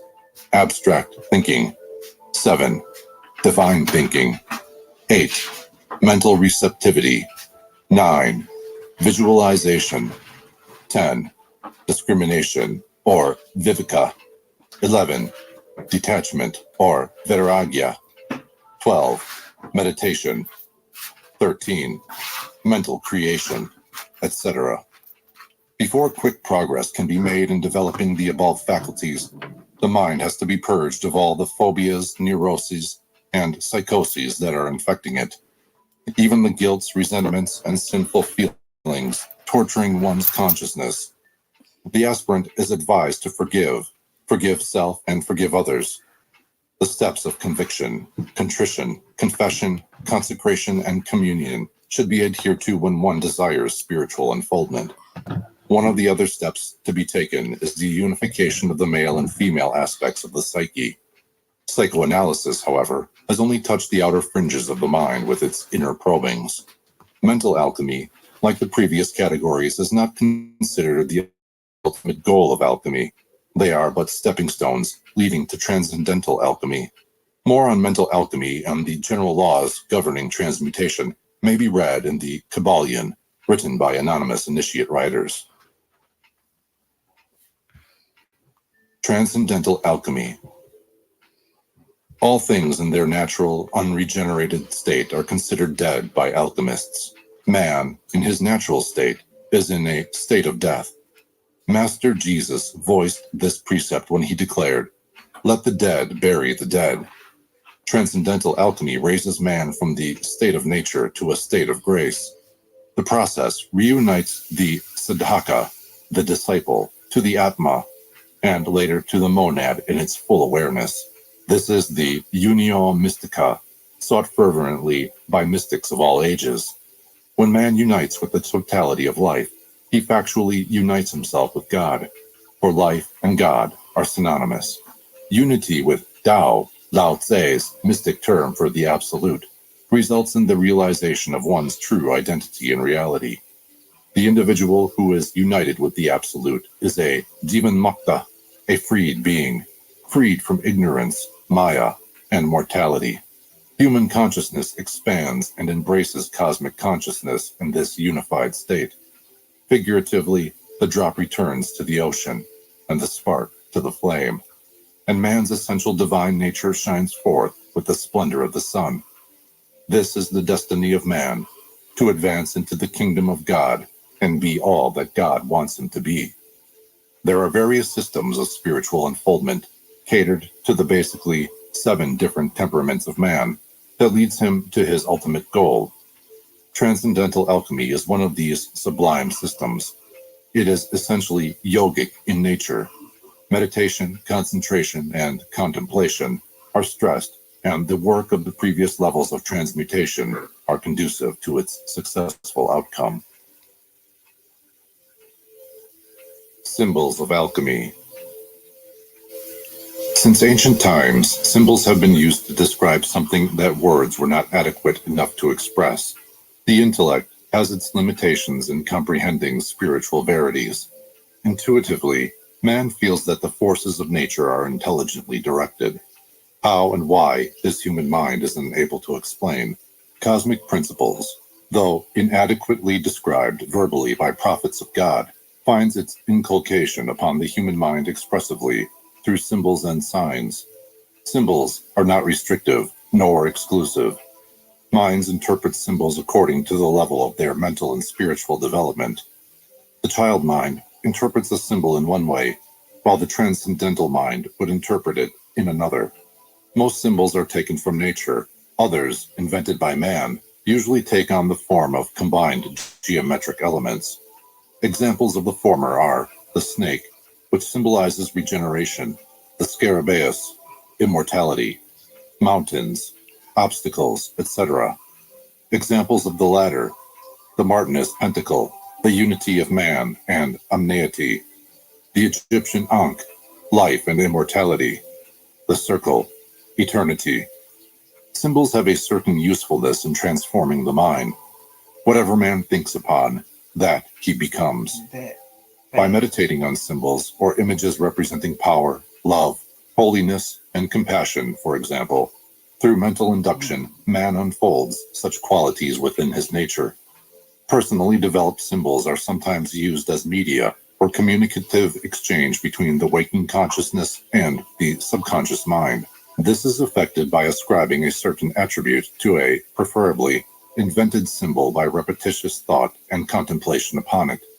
For example, the waking mind may ascribe to lightning as a symbol the meaning of danger by constant focus and suggestion upon it until it is absorbed by the subconscious mind. At a later date, when real danger is present, an intuitive impression with the lightning symbol would flash through from the subconscious to the waking mind, thus warning the individual. This method is also applicable to enrich and enlarge upon symbolic dream content, and to induce the subconscious to utilize the newly absorbed symbols, which are non-mystifying to the waking consciousness. Alchemy is very rich in symbolism. The royal art itself is sometimes represented by the pelican and the phoenix bird. The latter was invented by mystics in Alexandria during its heyday, the former by a group of Knights Templar in the British Isles. Alchemical symbols of past ages were designed to reveal as well as to conceal, to stimulate the mind to awaken from its intellectual complacency. Alchemical mandalas describe processes of transmutation, truths, laws, and principles which are pertinent to an aspirant's spiritual unfoldment, are similarly depicted within mandalas. Such truths were obscured by vague language and inexplicable diagrams for protection from persecution, because truths, for some reason, were and still are considered heretical by Christian orthodoxy. In accord with this dire situation, alchemical symbols as an expedient took on Christian coloration. Let us examine the following common alchemical symbols. 1. The hermaphrodite. 2.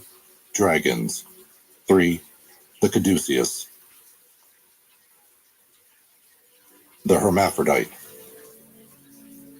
Modern psychology has discovered that the human psyche possesses both masculine and feminine qualities. The male and female polarities are present no matter what our biological gender. One polarity in the human psyche is, however, usually repressed to the background in the id, the subconsciousness, to the detriment of the psychological equilibrium and stability of the waking consciousness. There are hierarchies of development and transformation of both male and female qualities evolving within the psyche. The lowest rung on the female hierarchy is the harlot, later transfiguring into the virgin of the succeeding rung, and on to the high priestess and the empress of the higher stages. The masculine side has its transformation from barbarian to knight, hierophant, and emperor. The hermaphrodite symbolically represents the ideal anima and animus in symbiotic conjunction, the highest aspect of the male and female qualities in perfect balance and unity within the psyche. This is the state of unity that every man and woman unconsciously seeks in an external partner. The search for wholeness should really take place within. Man's union with omneity is preceded by man's union with his alter ego within his waking consciousness. Any individual with such a coordinated psyche functions balancedly and creatively within society. An aura of holiness enfolds the person. The world knows the person as a compassionate, wise, and powerful being. He or she is the twice born. Esoteric tradition teaches that in a future root race, individuals will be hermaphrodites. Aside from having an androgynous psyche, man would biologically possess two spinal columns, with the cerebrospinal and autonomic nervous system functioning in a closer relationship. Individuals who are capable of controlling autonomic functions, such as the heartbeat, is a certain indication of where the biological and physiological aspects of man are evolving. Dragons. There are many myths and legends concerning heroes slaying dragons that are to be found in mythology of various cultures. We hear in Greek myth of Apollo vanquishing Python, Siegfried, St. George, Krishna, Hermes, and many other heroic figures have also had their dragons to slay. There are basically two species of dragons to be found in alchemical mythos, the celestial and the terrestrial dragon. The latter dragon is sometimes called the red dragon. What do dragons represent? Dragons are symbols of raw energy within the psychobiological organism of man. The terrestrial dragon in the microcosm is the Kundalini fire nesting in the Khanda. In the average person, this energy is used mainly in sexual gratification and indulgence in sensual activities. Slaying the dragon symbolizes the tapping of this energy for higher uses of the ego. The student hero utilizes the sword, symbolic of the will, to overcome the beast within, does so by directing the Kundalini fire upwards toward the brain centers via the channel called Sushumna, stimulating creativity of a higher order as a result. Illumination is the consequence of the internal marriage that takes place between the negative Kundalini force and the higher positive Christic force, symbolized by the celestial dragon within the Holy of Holies of the sanctum within the cranium. In a symbolical sense, the hero is smeared by the dragon's blood, making him immortal. The resurrected Kundalini is sometimes represented by the phoenix bird. The individual who has his Kundalini raised permanently and hissing through the third eye is honorably called a Naga, a Hindu mystic term for dragon or serpent. With the experience of illumination, the Naga realizes the oneness and unity of life. The Naga is known for his wisdom in his words, actions, and behavior. Master Jesus is presumed to have praised the enlightened Nagas by exhorting his followers to be as wise as a serpent. Dragons occasionally represent the unresolved and repressed energies to be found in the psyche, the monsters of the id, such as phobias, neuroses, guilt feelings, and the like.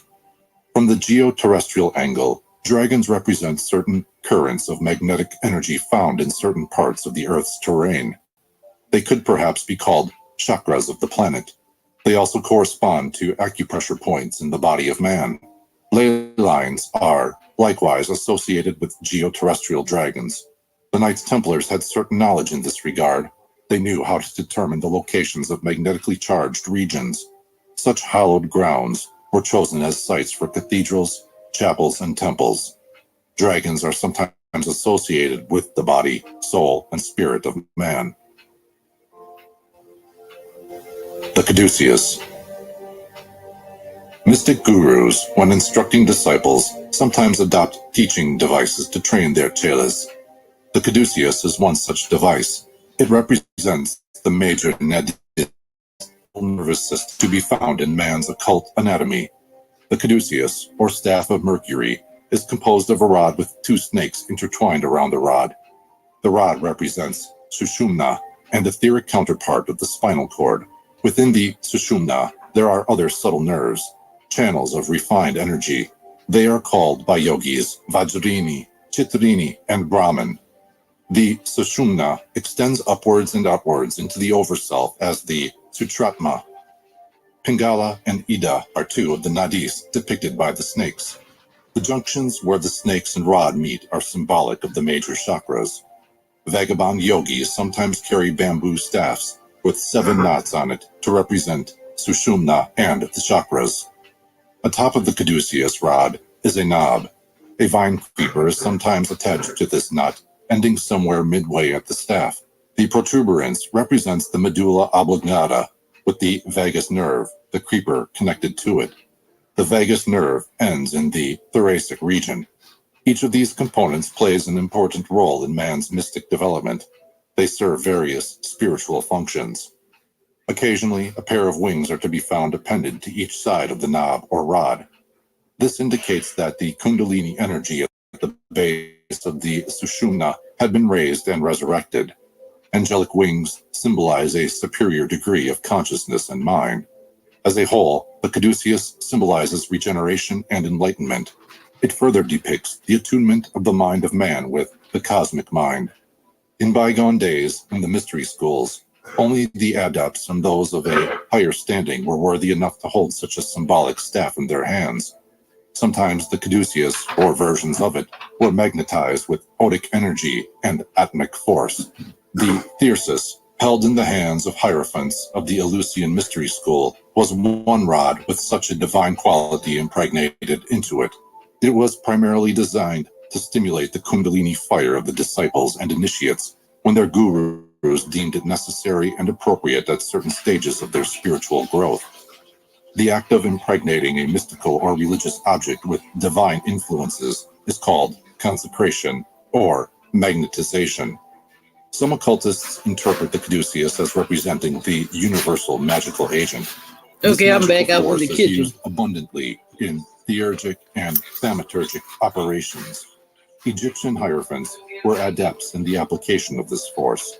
The laws and principles involved in controlling the agent were transmitted under oath of secrecy to seekers of light.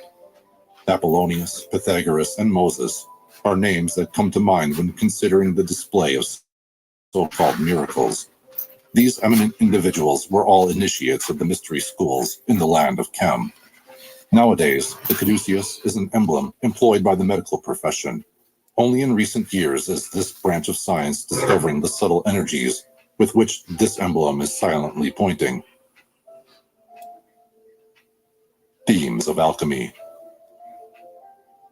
Alchemy, no matter what its level of application, is essentially psychic in nature. All of the laboratory processes described by alchemists take place mainly in man's consciousness. Consciousness is the key to transmutation. God consciousness is the secret of the royal art. Functioning in higher dimensions, the conscious mind in unison with higher levels of consciousness creates forms of perfection in higher realms, in archetypal worlds. The consciousness operating therein coalesces the necessary electronic particles to bring about a manifestation in the physical world. Consciousness, when in the borderline state, easily experiences and produces psychic manifestations. The mind is the creator and director of the dynamism and kinetics of subatomic particles. Out of cosmic root substance, or prima materia, the cosmic mind and intelligence fashioned the entire universe. Man, being the reflection of the macrocosm, is able to use the same mind to manifest his designs. Patterns of perfection held constantly in mind becomes living archetypes, which stimulates its creator to work spiritually upon his redemption and salvation from bondage to human mortality. We become what we think. Thoughts are living energy, and it is the proper directing of those thoughts by the will that affects transmutation or precipitation. It is declared that thoughts of a divine nature give rise to the vibrations of a master soul. Thoughts influence us holistically. Our nerve substances, composition of the blood, auric energies, and radiations are all affected by the state of our mind, by the thoughts that we dwell on a day-to-day basis. Every organism is an embryo of a higher development and expression. Nature is constantly striving to produce perfection. Alchemists believe that it is man's prerogative to speed up the processes of nature to quickly attain perfection. The spiritual labor is conducted in the laboratory of the soul. From the Absolute's point of view, we may speculate that everything is perfect, for everything does not truthfully exist. Everything is his being.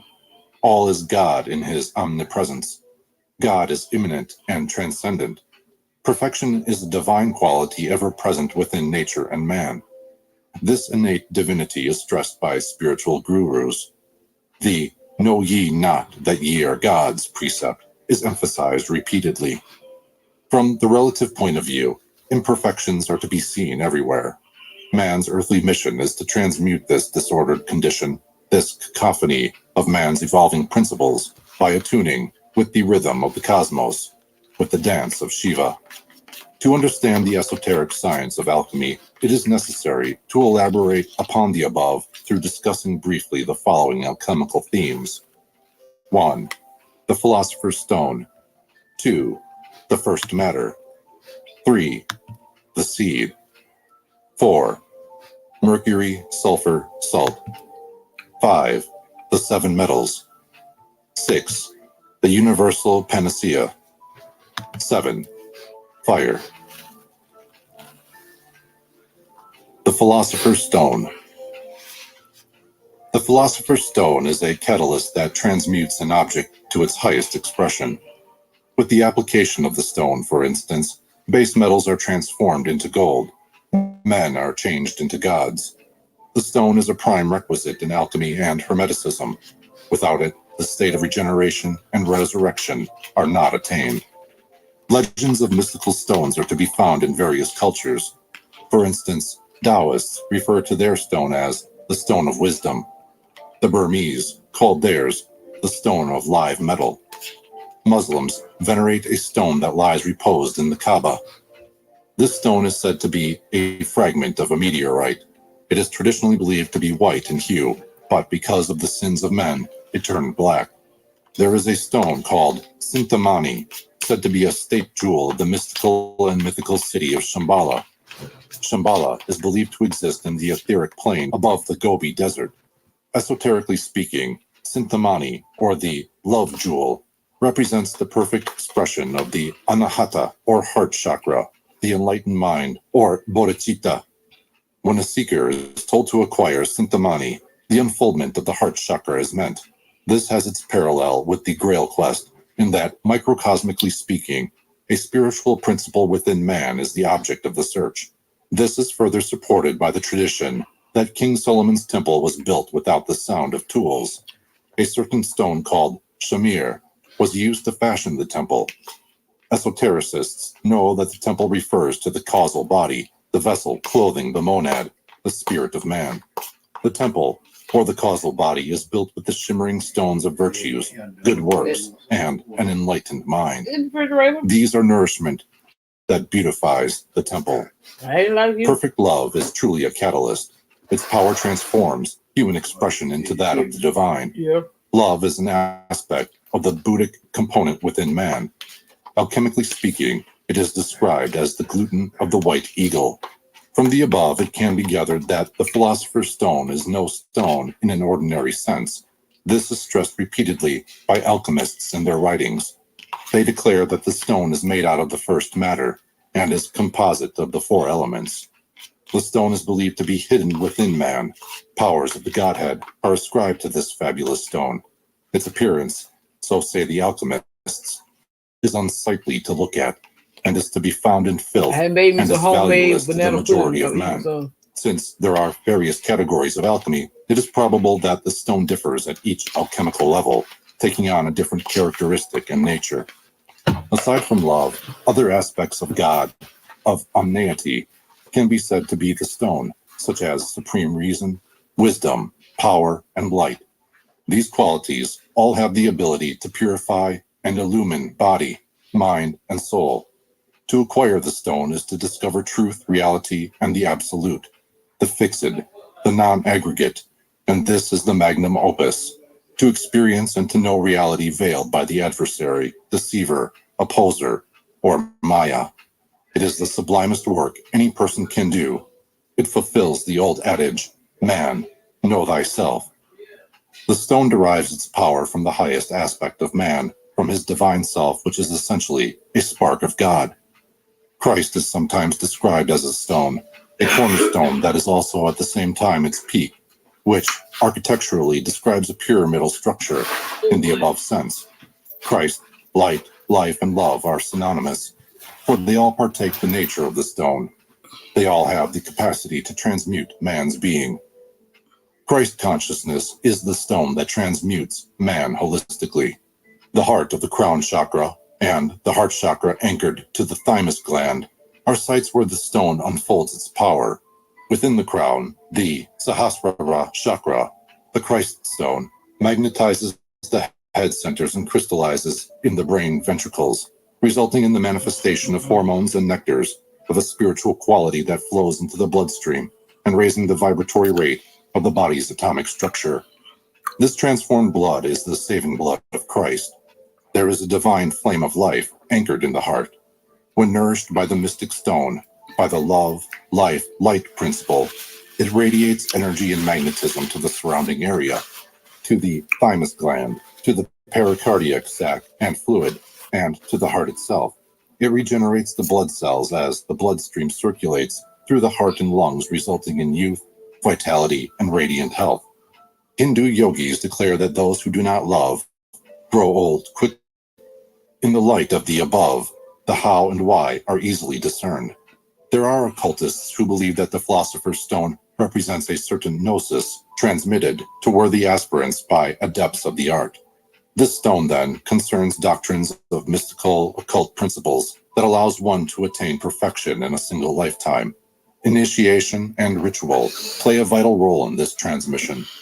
By applying esoteric principles, the aspirant is transformed into a master soul. An adept is, in a sense, the philosopher's stone, for his very presence transmutes all who are fortunate enough to come into contact That's talking with him. about turning water into wine. The first matter. Nothing comes from nothing. Therefore, matter and life must have had a source. The absolute is that source. It is the supreme reality, and it is constantly emanating and absorbing back into itself the energies and intelligences that manifest universes into existence. Out of the absolute, there is an effluence of Prakriti and Purusha, cosmic root substance and cosmic mind consciousness, intelligence. These two principles are personified by Shiva and Shakti. Cosmic root substance is the prima materia, the first matter, or chaos, from which all elements and substance proceed. It is spirit energy, unconstructed as yet into particles of matter by the cosmic mind. Hindu mystics sometimes call first matter Akasha, meaning space. Cosmic mind creates by presenting a form, a thought form, a blueprint of the intended manifestation. and coalescing around it the required substance from the prima materia. First, the fluidic energies are concentrated into electrons, protons, and other subatomic particles. They are later combined to form an atom, which possesses the germ of the seed, the atomic number, and structure of the blueprint and thought form of what it will eventually become. Atoms are then grouped to molecules, which are later formed into a mass cognizable by the senses. The substance then fills the form image, the husk of the seed. The mind of man, being part of the cosmic mind, has the potential of creating in a similar manner as the supreme creator. Only when man truly reflects the image of his creator will he be given authority to do so. Alchemists declare that the first matter is to be found within man. Actually, our whole universe is permeated with it. It is everywhere present, but nowhere manifested until magnetized by the mind. Differentiation between matter and consciousness is solely an illusion existing at the surface of reality. The many, in its relative existence, can be reduced to one, the absolute, the supreme being. Kabbalistically speaking, the fruits of the tree of life are absorbed into Ein Sof and Ein Sof Aur. These are reduced in their essence to Ein, the one, the all, the unknowable. The seed. In a figurative sense, the alchemical seed, just like an ordinary seed, possesses both germ and husk, the male and female qualities. As applied to alchemy, the germ is the atomic number and the DNA of the substance, while the husk is the form that the substance would fill. Thought forms are seeds. They are blueprints that manifest in the physical plane when magnetized and substantialized with the first matter. Alchemical seeds are archetypes, the essences or germs of manifestations, and that which is in the process of being manifested. Everything has a seed, a conception of what a thing is destined to be. Mind, the director, the philosopher's stone, nourishes seeds with prima materia. The following are the probable steps used by medieval alchemists for a transmutation on the physical level. First, the base metal is molten down. The heat of the flame has a transforming effect on the molecular level. Secondly, at a certain point of the operation, the mind of man comes into play, controlling and directing at atomic and subatomic levels, changing the vibratory rate, the atomic number, and structure into gold. It is said that to make gold, we must have gold. This does not refer to the adding to base metals a piece of gold. This seed of gold is a seed in the form of an electronic pattern or blueprint of gold, held in one's higher consciousness. The mind must be in a gold consciousness state. On a transcendental level, to transmute oneself into a god, one would require a god pattern, a god ideal, visualized and meditated upon. Once the picture is perfected, one assumes or identifies oneself with it, keeping it constantly in mind even after the meditation session. This would result in an increased vibratory rate of the various principles composing man. Technically, the mind of man synchronizes with the god archetype, and by magnetic induction is transformed into the god. Visualization, or mental imaging, is the method used with which the archetype is established. Precipitation may occur instantly, as in a paranormal manifestation, or after a lapse of time depending on the nature and magnitude of the archetype. The processes described above appear to be one of the great hermetic secrets of the Egyptian mysteries. The methods correspond with the practices of Vajrayana in Tibetan Buddhism, as for instance, the discipline of the divine pride of being a Buddha. Ethically speaking, before man attempts to put the forces of nature into action, it is expedient that he contemplates as to the worthiness of his designs. If his designs do not fit nor fulfill divine requirements, then bringing them into manifestation would simply be a violation of cosmic law, and consequently may be regarded as an operation of black magic. According to Martinism, it is this very violation of the law that brought about the fall of Adam Kadmon. Mercury, sulfur, salt. According to alchemists, mercury, salt, and sulfur are the threefold aspects of all phenomena, to be found in all compounds of a mineral or organic nature. It is postulated that by differing the proportions of each aspect in a compound would cause a transmutation to occur. Mercury, as well as salt and sulfur, are not the common vulgar materials so used to effect a transmutation. This is made clear by exponents of the royal art. Esoterically, mercury represents spirit, salt, body, and sulfur, soul. Every phenomenon and object in nature is believed to possess these three attributes. It is thought that by separating each aspect of an aggregate substance, purifying and then recombining them, the result would be a total refinement of the object. Philosophically speaking, mercury is the mind, salt, will and wisdom, sulfur, love. The three are components or principles of the philosopher's stone, and they work potently to transmute any base metal or character into golden perfection. Without these principles, the coveted stone is ineffectual in its capacity to change vibratory rates. Sulfur molds a person into a balanced individual, with the desire and motive to act creatively. Salt actually bestows the individual with the will and power to act, while mercury, the intellectual principle, is the coordinating factor of both sulfur and salt.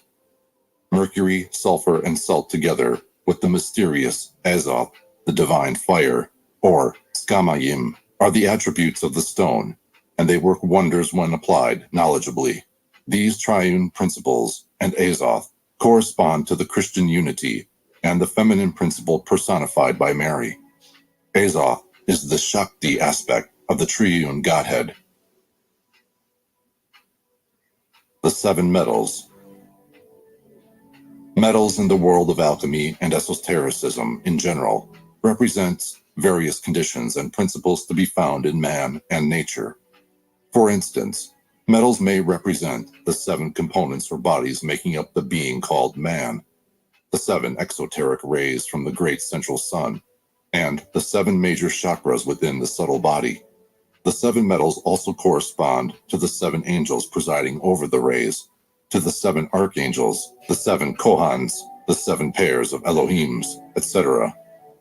Symbolically, the seven metals represent the seven planets known to the ancients, counting also the sun and moon, which are not planets proper, but a solar body and a satellite. The correspondences are as follows: gold, sun; silver, moon; lead, Saturn; mercury, Mercury; tin, Jupiter; iron, Mars; and copper, Venus. The true subject of alchemy is man. Man is the object of the transmutation. The alchemist is at once the subject and the object, the operator and that which is operated upon. Metals are associated with elements of man's character. Pure gold is the character of a perfect person. It is the manifestation of that perfection already inherent within man's highest principle. Within the etheric body, the chakras are the microcosmic planets. In Gichtel's Theosophia Practica, a diagram is shown of a human being with the position of the orbs placed in the body. This indubitably reveals the fact that the chakras were known by Occidental mystics in the past centuries and played an important role in their spiritual tradition. The seven seals in Revelation is indeed another revelation of this fact. The universal panacea. Compassion is one of the ego's highest feelings for other life units who are struggling in the business of living. The sense of unity with all life around is an indication of one's growing realization of God. Being my brother's keeper is no longer a burden to such a person advancing in the spiritual path. It is a dharma, or duty that one feels a privilege in obeying, of being true to self. It was because of such a sense of duty that spiritual alchemists embarked upon the search for a universal panacea to cure the ills, suffering, and pain of a fallen humankind. Pain, illnesses, and imbalances may be found in various levels of the microcosm: the physical, emotional, mental, etc. The universal panacea in general can be said to be principles and laws of God that would establish harmony and health if applied. Physical pain and illness are the result of a lack of prana, or the life force, or mamiya, as Paracelsus called it, into the psychobiological system. This interrupted flow is mainly the result of a psychic condition unleashed by negative thoughts and emotions. When the channels, or prana influx, are purified, when the yin and yang, the positive and negative polarities within the body, are well balanced, when the four elements residing in the body are in a state of equilibrium, then health should result. There is a higher source of the life essence that is rayed from the great central sun, directly to the monad and down to the atma of man, and this is associated with the flame of life residing in the physical heart. Daily devotions to the flame within and to the Father who art in heaven causes a descent of the essences of life, of the atmic fire, into the quaternary vehicles of egoic expression, and results in a regeneration of the whole psychobiological system. A surplus of the life force within the body is radiated out and forms of an aura of protection around the corpus. There are, however, major terminal points where the life force flow out in a concentrated state. The hands are just two of these terminal points. The energy radiated out from these chakras are called by various names: Od force, animal magnetism, nerve energy, etc. Egyptian mystics of bygone days called it Sa'ankh. There is an interesting concept concerning the above principle and the Atmic fire. When concentrating and meditating upon the Atma, the higher forces tend to flow more abundantly, and this energy together with the solar, lunar, and earth prana, when imbued upon a substance such as water, would cause the fluid to be charged with life essences capable of restoring the sick into wholeness when consumed by them. This magnetically charged water can be considered as one of the manifestations of the elixir of life, the nectar of the gods, or the universal panacea. Tantric icons of deities are sometimes depicted as holding a vessel of nectar in their hands. Evidently, a certain law and principle are indicated by this mudra. Practitioners of meditation would do well to experiment holding in their hands a cup of water during meditation and consuming it directly after the meditation session. The result could be invigorating and vivifying to the psychobiological system, reinforcing the vital forces already present. Fire. Fire is essentially divine, emanating as it does from the Godhead. God is a consuming fire is a well-known expression to be found in Holy Scriptures. Fire purifies and accelerates the motion of atomic particles. It increases their vibration. Fire is a creative principle, a divine tool in Shiva's hand, transforming and transmuting matter to spirit and spirit to matter. Heraclitus considered fire to be the first principle from whence all things owe their existence. By fire, he meant the divine fire, the skamayim of the Kabbalists that is continuously being outpoured by Ein Sof. The center of this emanation in our solar system is the sun. In man, it is the monad. This indicates that all that is essentially fire. Man, the monad, is a spark of fire from the great central. For those of y'all in the clouds, y'all could at least, hit the like button. Because, in the next day or two, I'll be flipping through the YouTube streets and I see y'all, somebody speaking on the same subject. Sun. All of man's principles are fire in lesser manifestation and intensity. A spark of the monad lies hidden in man's heart. Fueling this flame with daily devotions of right.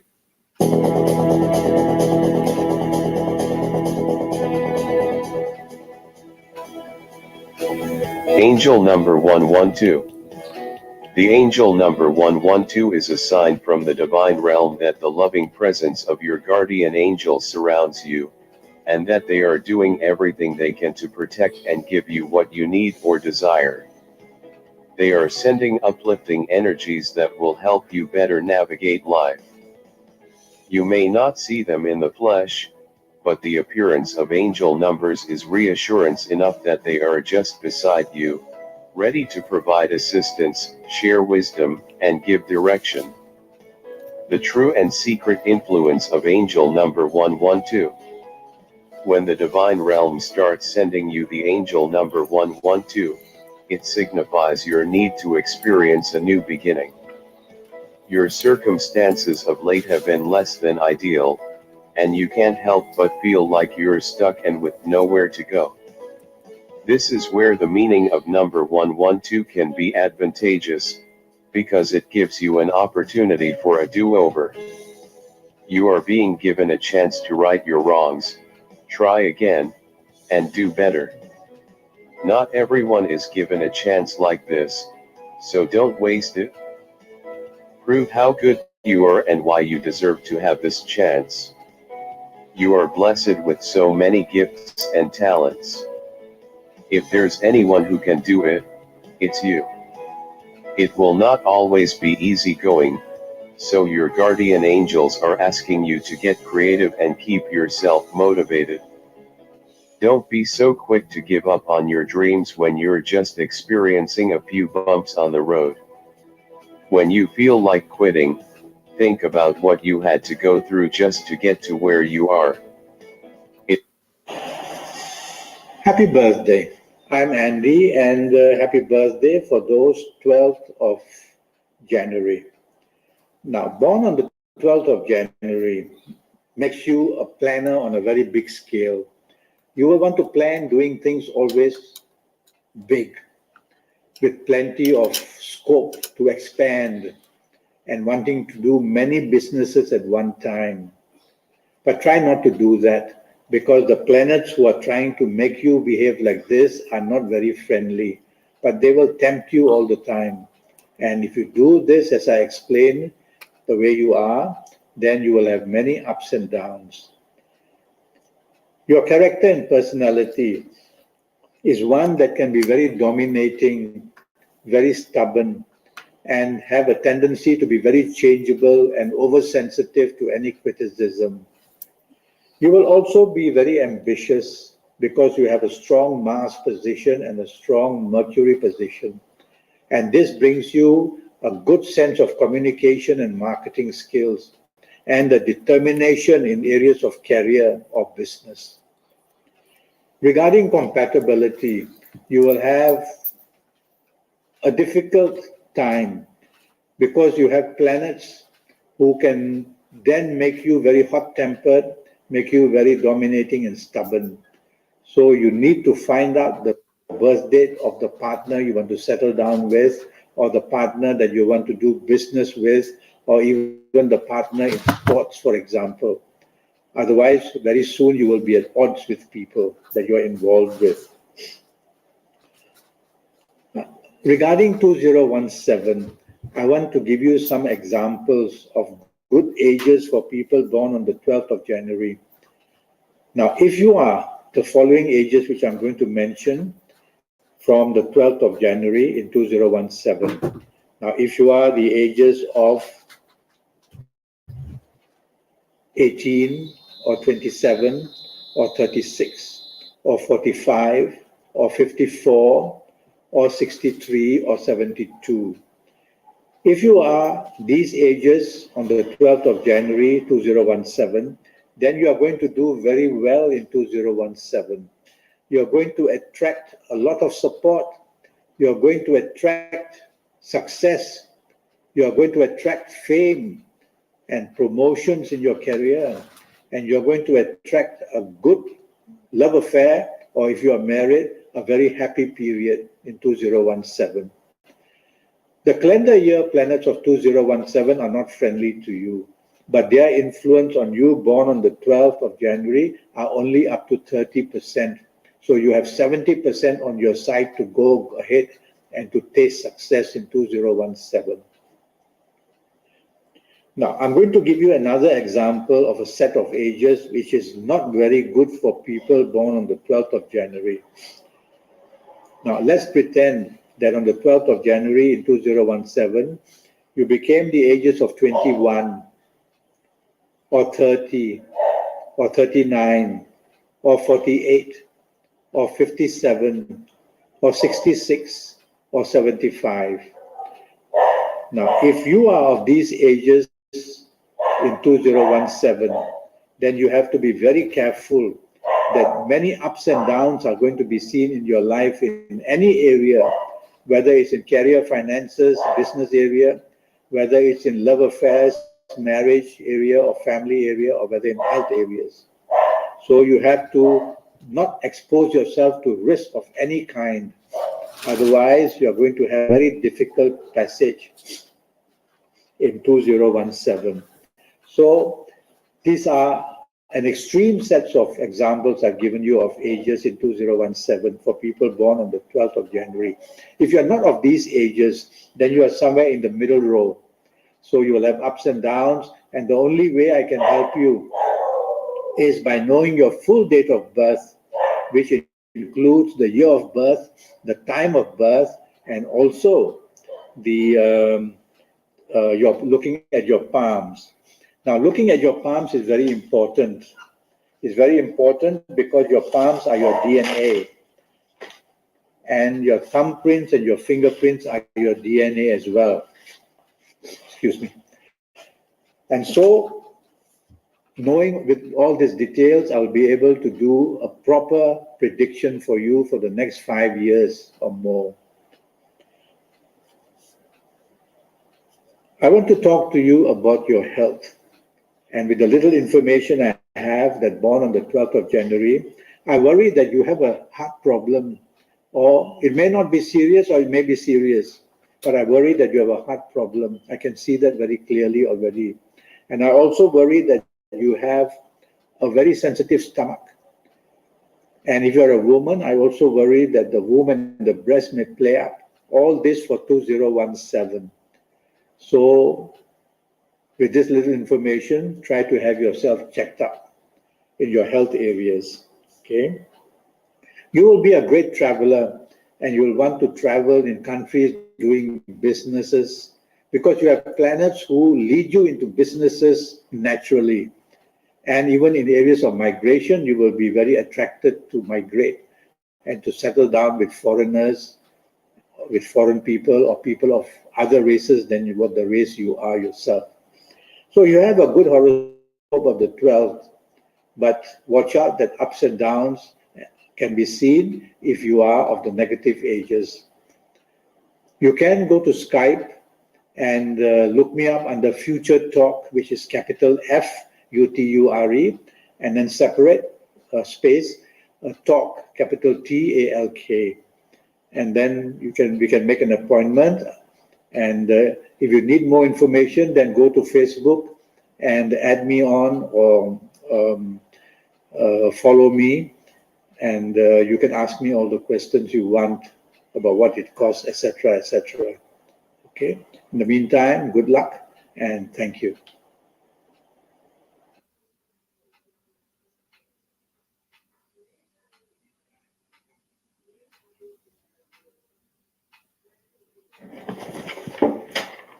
Hi, my love. Thank you so much for visiting my channel. I hope that you're having a beautiful and amazing day. This is a timeless collective reading for all signs. If you are new to my channel, welcome. And if you're returning, thank you so much for all of your continued love and support. I really appreciate it. Please be sure to like, comment, subscribe, and share. All right. Any information that you may need can be found in the description box. My personal readings are not open, so please beware of anyone in the comment section posing as me that may reach out to you regarding any type of products or services. So this is a timeless collective reading. So this may be your story, or this could be the story of someone else who may be around you or in your energy. All right. This could be past, present, or future. We are in Mercury retrograde. So of course, many of the different situations that are coming out energetically could be related to something from your past. Please be mindful of how you react and respond. This could just be clarity or confirmation of something for you, okay? But let's see.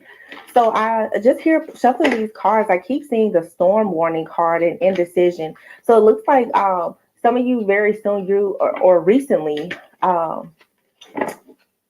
there's a big decision that you have to make about a particular person, place, thing, or situation.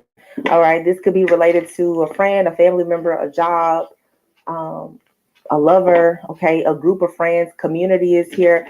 I feel like many people right now are choosing to make that step to go towards like their actual calling, their higher calling in life, your higher self. The magician and the mirror is here. And I just saw the healer of all ages with community. So for some of you, you're trying to go towards more like-minded individuals. And I think that that's a great thing. All right. It doesn't have to be anything spiritual. This could be you choosing to network with people in a certain type of career field. You could be reconnecting with certain friends or family or something here about a group. But the magician and the mirror is here.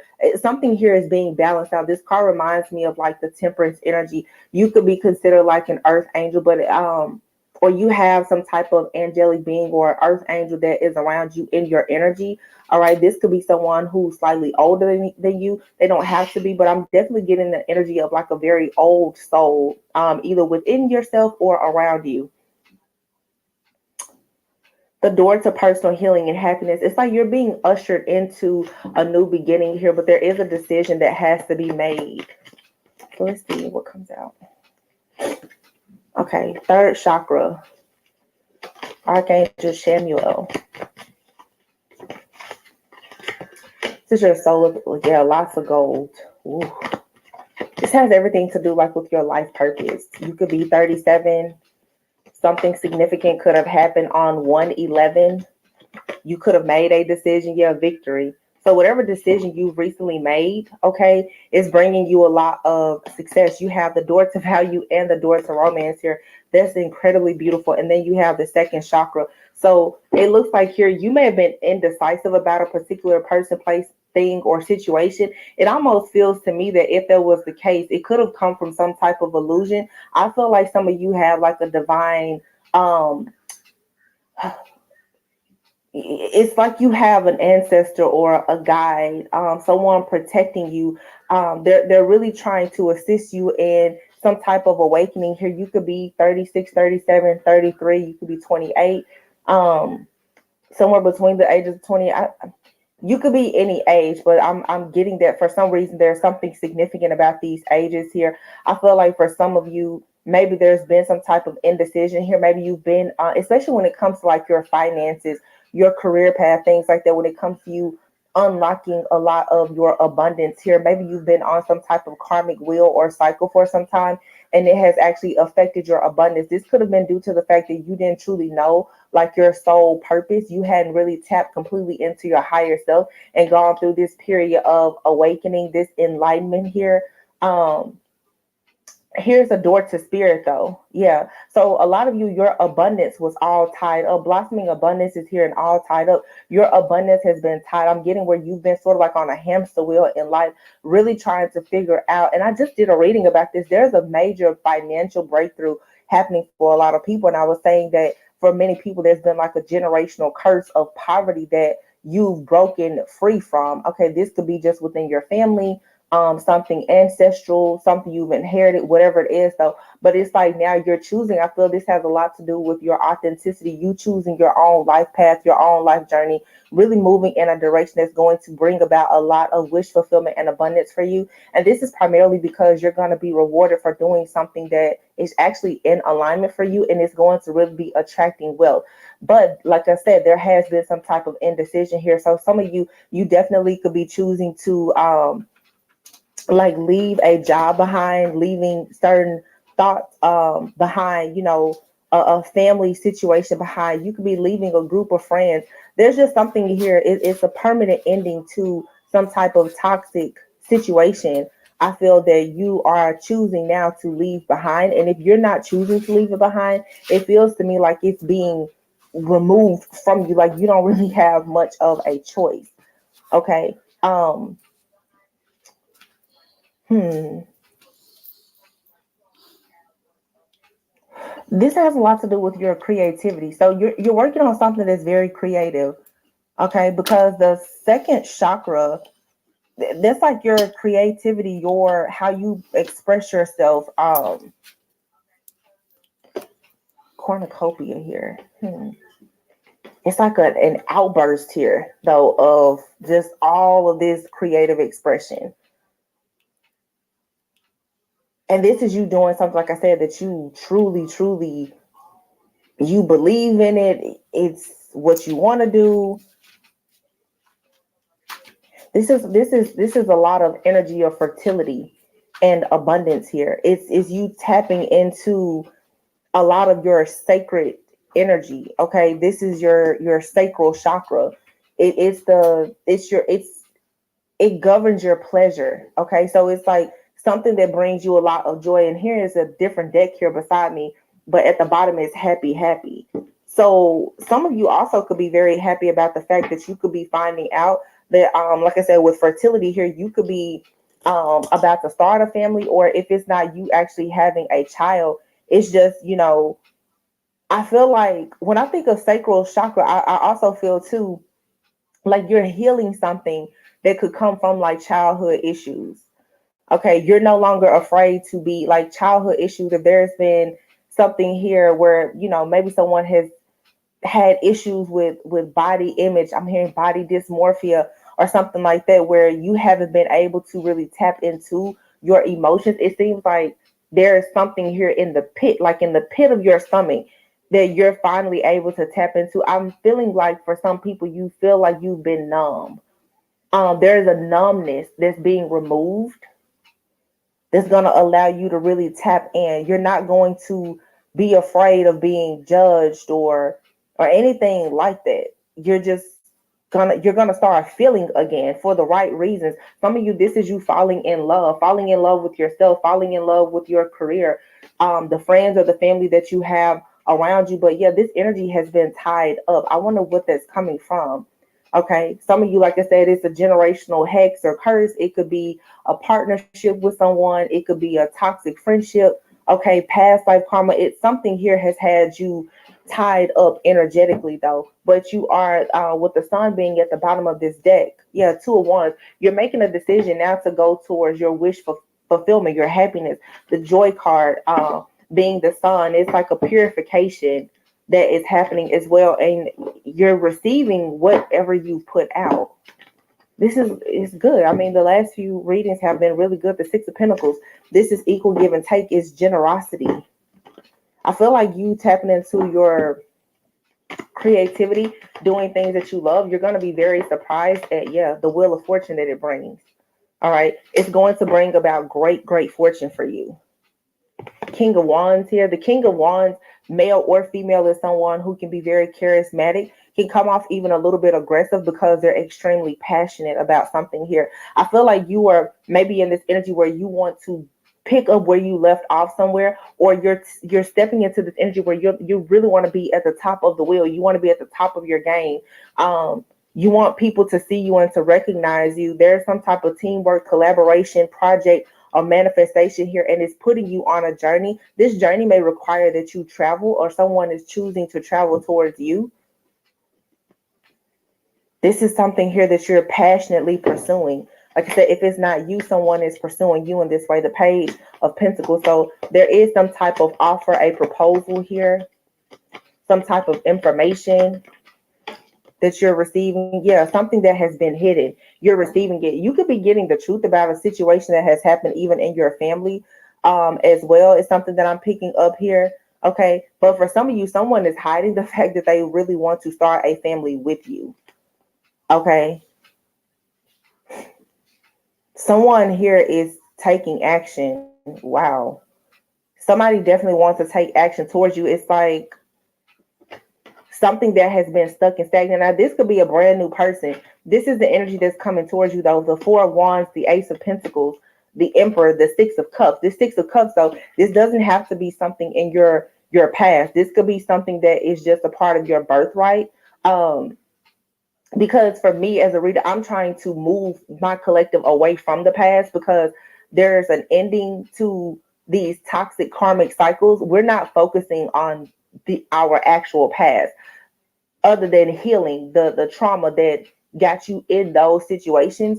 I'm looking more at past lives of you tapping into who you were destined to be, not even in a past life, but even just in this lifetime. You're remembering who you said you wanted to be. Okay, there was a seed that was planted within you, this Page of Pentacles, most likely when you were a child, that gave you some type of purpose. Some of you now, you're tapping into a dream or a creative idea that you've had since you were very young. This is something that's going to bring about celebration, wish fulfillment, happiness, a lot of stability, security, partnerships, and everything that you've wanted here. But you do have to take a leap of faith here. You have the Midas touch for sure right now.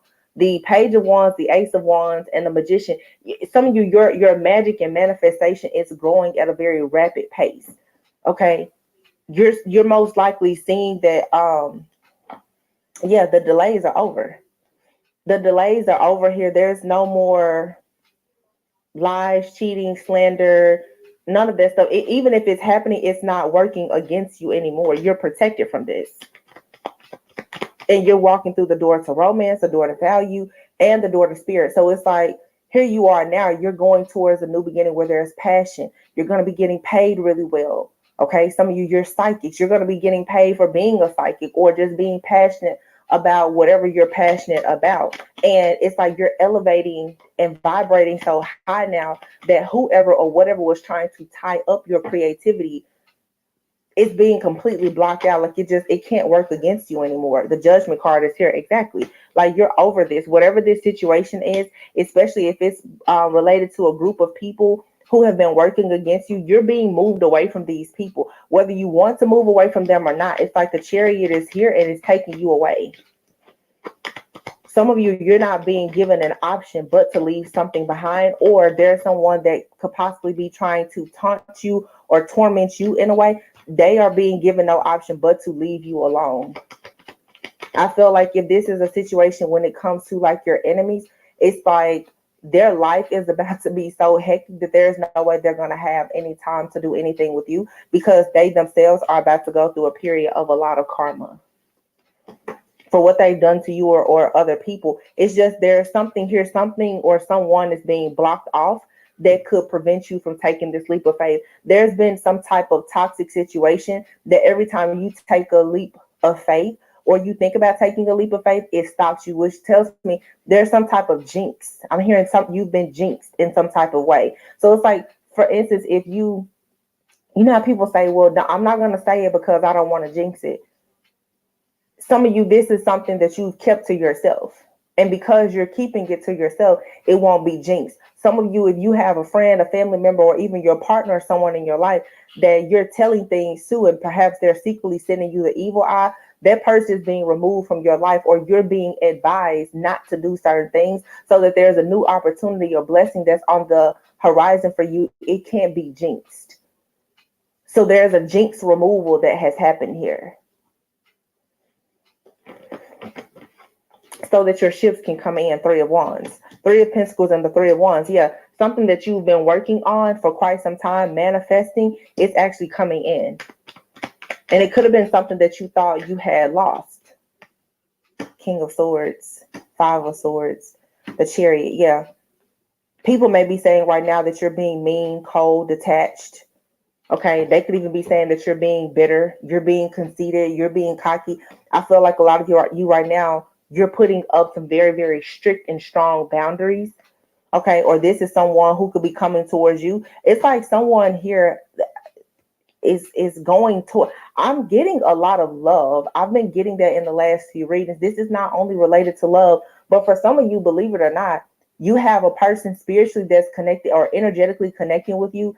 You're going to be surprised as to what this Emperor, Ace of Pentacles, what this person is choosing to let go of, even from their past, so that the path is clear for them to come towards you.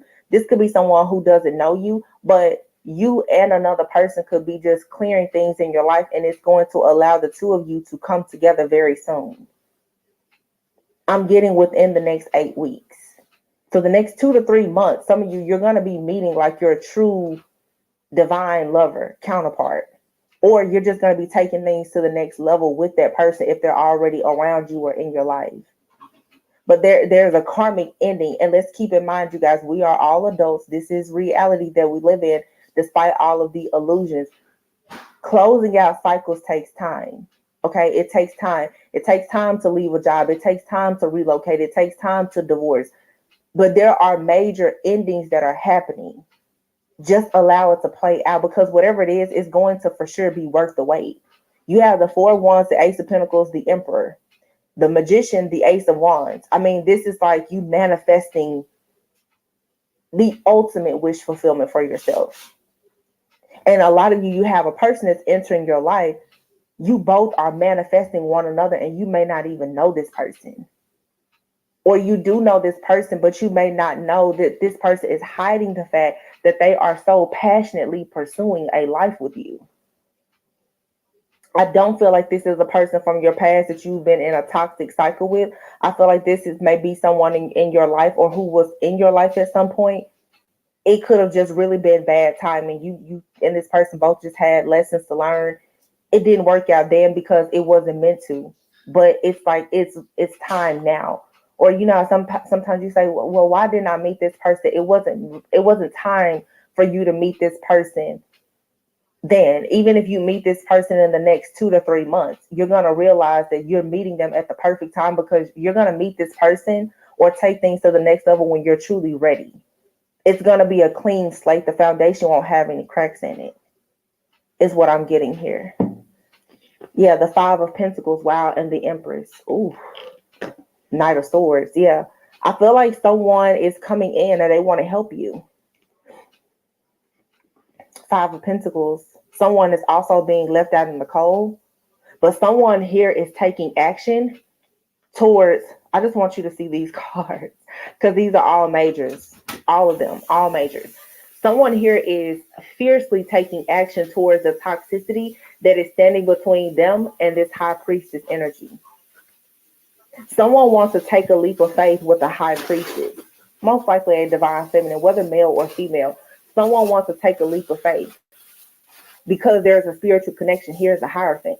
There's a strong, strong bond here between two people, but there's also, for many people, some type of interference.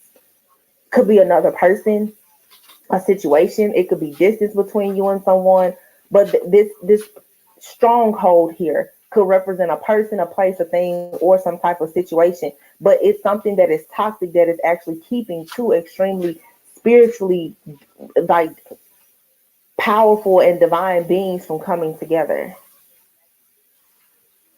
This also could be even in the collective. You have Hierophants and High Priestess, or High Priest, who should be working together. Okay, I had a reading about a community post about this, about even as a reader accepting gifts from other readers and being open to making friends with people in the spiritual community. A lot of people talk about church hurt. Once you get hurt by a friend, a family member, or a colleague, or someone that you really, really trust, or you get burned even by a mentor, it makes you, it leaves you traumatized. But it's the time now where a lot of us have to come out of the toxic energy of being so afraid of rejection or abandonment, or being left behind, or not receiving what we need, and actually come out of the cold and start helping one another to actually build up the spiritual community. This new world, this new earth, it has to be rebuilt. So that means that everyone has to be in their rightful, like, energy, their destiny. You have to know your birthright. You have to be creatively expressing yourself, and that requires that you take a leap of faith here. But this is going to bring together people who are in the same soul family, soul tribe, spiritual community, but it's also going to bring together a lot of counterparts. Wow, yeah. Ooh, look at this. You see those angel wings, the Temperance and the Lovers. These are lovers, the Ace of Cups. These are lovers choosing one another. You have a Hierophant and a High Priestess coming together. So someone could be a bit more quiet, a little bit more modest, High Priestess. Someone else could be a little bit more out there, more of a leader, a speaker. That's that yin and yang energy. It's a very nice dynamic to have two extremely spiritual people. One could be more introverted while the other one is a bit more extroverted. I'm definitely getting an introvert and an extrovert coming together. Ten of Wands. And it's always some drama in the background. Ten of Wands, Seven of Wands, and the Queen of Wands here. There's a situation that many people have had. For one, let me say this, there's counterparts who are coming together. Both you and the person that you are connecting with have to let go of a karmic energy, okay? Because it's causing burdens here and it's keeping your heart chakra blocked.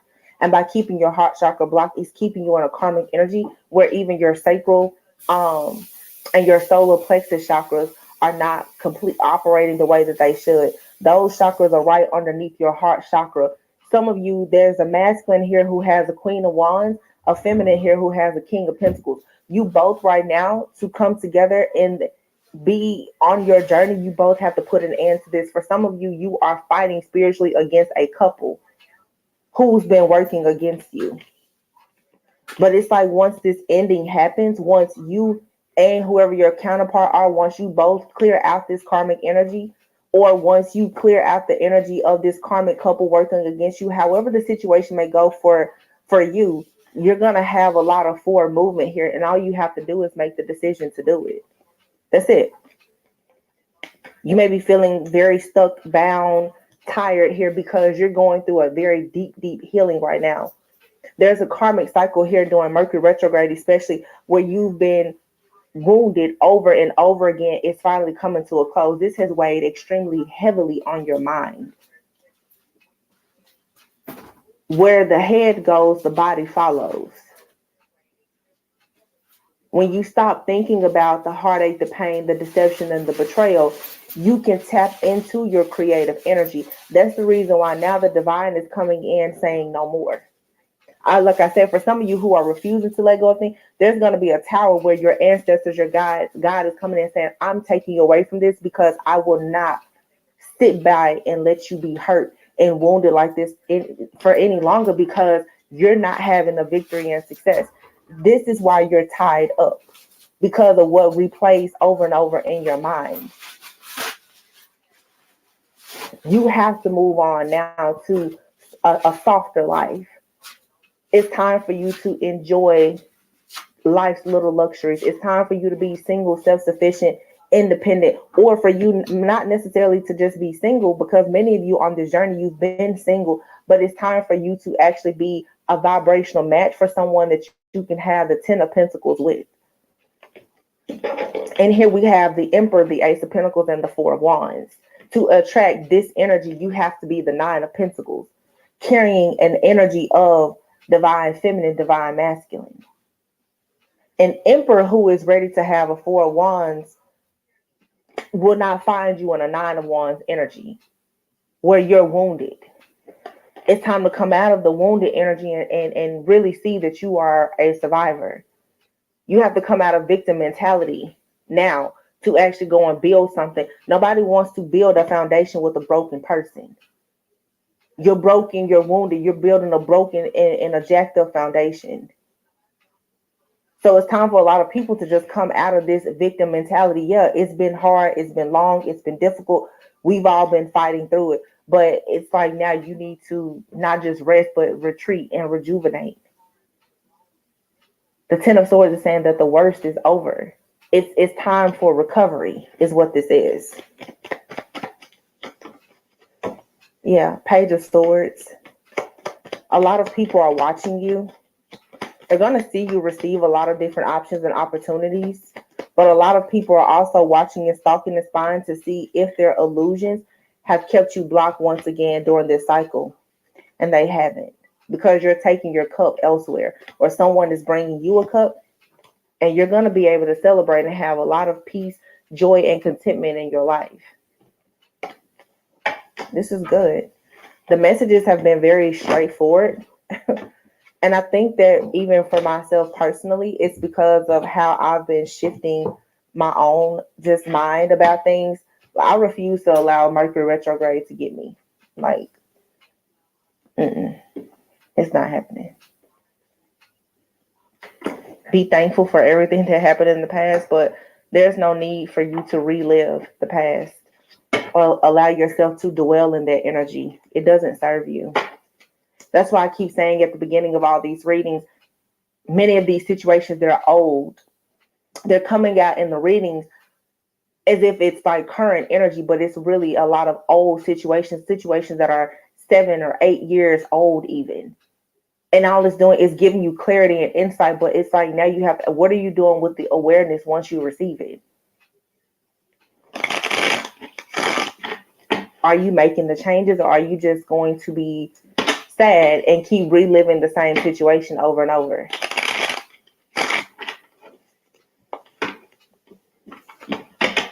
People who are having a difficult time with letting go of things energetically, spiritually, is being cut. God himself is coming in and just cutting cords and ties. Because if you don't cut it, you're going to be stuck in this cycle once again. You have here quality time. This is a new deck I got. I don't even know the name of it. I think it's a Lover's Oracle. Wow, you have new love. See? New love, excitement. It says someone new is coming in. Quality time. Spending time with you, having deep conversations. Oh, I love this. See? New love is coming in. Someone who wants to spend quality time with you. They want to go out. They want to get to know you. This person, they're like in a field. This person, they may like nature. They want to, some of you during the spring, which is for me, like the lunar new year during spring, you have a lot of great things coming in for you. I did just see expect a call here. You have conflict, temptation, and it says here take action, and here is toxicity. You need to take action when it comes to you releasing, like I said, something here that is forbidden, something that is full of manipulation. Perhaps it's always, see, when you deal with people who are narcissistic and manipulative, it becomes that codependency is an addiction. You become addicted to trying to figure out, is it going to work this time? And spirit is saying, no, it's not going to work this time. It didn't work any of the other times. Leave this alone. Because if you get stuck in this now, you're going to be stuck here for the next probably 3 to 5 to 8 years. You're going to start a cycle with something or someone that's going to be filled with a lot of conflict. You need to take action and go towards all things that are good. Now, everything that's good doesn't necessarily have to be new, but it's something that's just in a high vibing energy. Because I say this, I'm not trying to say that everything from the past is bad, but those things that are manipulative and toxic, many of you, they are from the past. That's why you have the wounding that you have, and you need to release it. If you're very confused about how to move forward when it comes to a particular person, you keep having the same arguments with this person. This could be a boss, it could be a family member, a friend, or a lover. It's time for you to let that go, because it's blocking your spirit, your door to spirit. It's blocking that door to romance. It's blocking the door to you having value. Yeah, look at things differently here. Once again, more yellow. That solar plexus sacral chakra energy is on fire. It's time for you to create. Some of you want to create businesses and families. And until you get out of the business and the family that you're in, you're going to be stuck. Coming forward, planning on communicating with a heart-to-heart conversation. Yeah, somebody's going to come towards you with some type of heart-to-heart conversation. I feel like they're still very manipulative. Okay, and it's time for you to release. It says move on. Let go and trust your angels. Trust that you're guided. Yeah, because you have somebody that's coming in and they want to wine and dine you. They want to treat you well. Trust in divine time, and the universe has your back. And this new person, for a lot of you, they're going to really, really pursue you. They're going to be faithful. They're going to chase you in a way. Some of you have been the chaser for so long with a runner, and now you're going to actually be somewhat of like a runner. You're going to have someone that's going to chase you. Like, they're going to be very determined in their pursuit of you. And this is all because you're going within. You're loving yourself. You're treating other people you're teaching other people how to treat you based on how you're treating yourself. So when you see these low vibrational things coming towards you, you need to be quick to cancel that out. Or that's what you will continue to attract.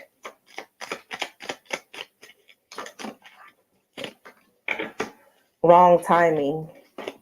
So like I said, for some of you, there could be a person and you met them and it wasn't the best time, and maybe you didn't understand conflict resolution. You wasn't willing to compromise in the past. This doesn't mean that it was a terrible situation. It could have really just been bad timing. The two of you just needed to learn certain lessons. Okay. That's not the same as someone being toxic and manipulative.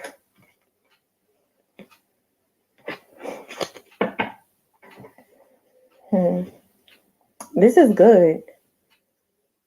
I want to get like another deck. Let me see. What's the final messages? Let's see. It's interesting too how the cards just kind of fall out. It's so many new beginnings here. 333 is here. Lots of new beginnings. I'm telling you, the next like 8 weeks, something major is going to shift. I don't know when Mercury retrograde ends, but I feel like Mercury retrograde is causing a lot of people to reflect and go within to do some inner child healing, cutting and cleansing and clearing away of things. It's almost like you're doing some type of DNA activation or like an upgrade that's going to just get the wheel spinning in every single area of your life. What's this? 4 of Cups is here. Yeah. It's like you're over something. You could be feeling like you've missed an opportunity or like something isn't coming in for you. This is because you're in the process right now of a spiritual awakening. 4 of Cups, 4 of Pentacles. Yeah. Also, you have someone that you've had some kind of spiritual connection with. I do feel like it was karmic in nature that's holding on to your energy. Yeah. Because you have a new choice in love that's coming for you. And so someone here, they're rushing towards you in a very toxic energy. You definitely have a person that's projecting a lot of low vibrational energy to you because they do not want to let go of you. You have a spiritual connection with someone, but it's toxic. It keeps you in your head. It keeps you in some type of mental imprisonment. Something here is very, very dark. It's nasty. It's manipulative, and you have no choice but to let it go. And this may not, I do not blame another person. At some point, we have to be accountable for allowing this to happen. Who is it that you keep allowing to play in your mind like this or live rent-free in your head? Because they're rushing in, if not physically, energetically. Because right now, you are leveling up, you're liberating yourself. This person, whenever you start to liberate yourself and start to feel free, someone rushes in because they want to feed off of that energy that you're giving off. There's a serious energy vampire here.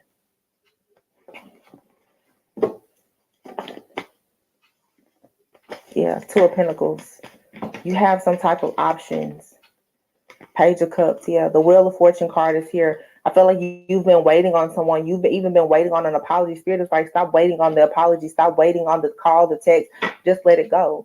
Trust your intuition. You're being guided to walk away from something that doesn't serve you and to walk into fortune, legacy. Yeah, and it's divine intervention here. The Empress.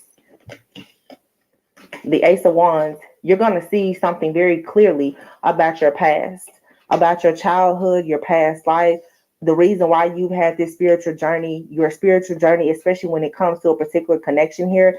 It's like you're just leveling up. You've accomplished something now. You have the 9 of Cups. And here's the 9 of Pentacles. So it's 2 9s out here. Actually 999 because the Hermit is here. So you have mastered something when it comes to your spiritual journey, and it's leading you to a lot of wish fulfillment and happiness, as well as a lot of security and stability. Leveling up. That's why the World card is there. 7 of Wands, you are protected, and you need to continue standing up for yourself, especially when it comes to matters of the heart. Because you have someone coming towards you and you have another person that's stuck in their ego. They don't understand the reason why you're not letting them into your energetic field anymore, because you're moving away from this and you're going towards your own soul tribe and you're going towards your actual divine counterpart. The King of Wands.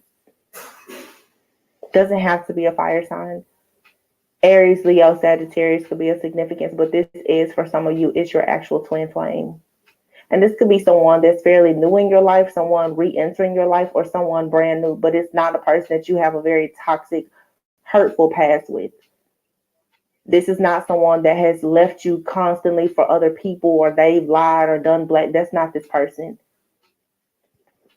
Please don't get it confused. This person is someone who wants to come in and make sure that you're not left out in the cold. There is no competition.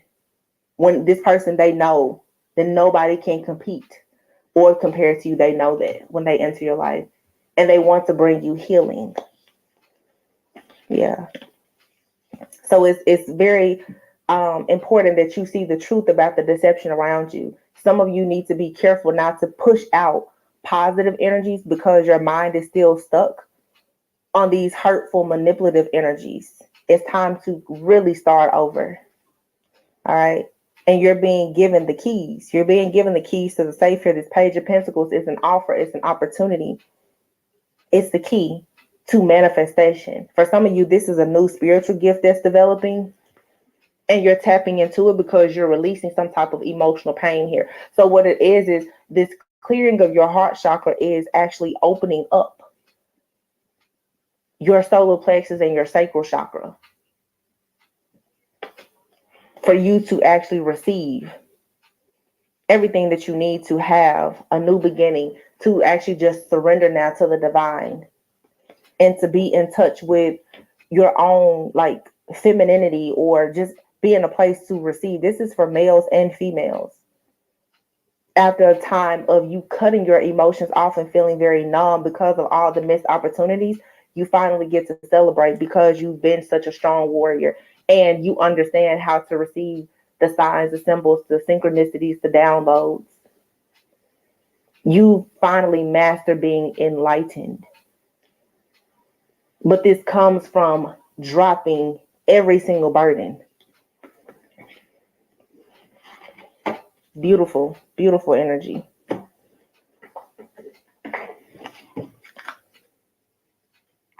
Yeah.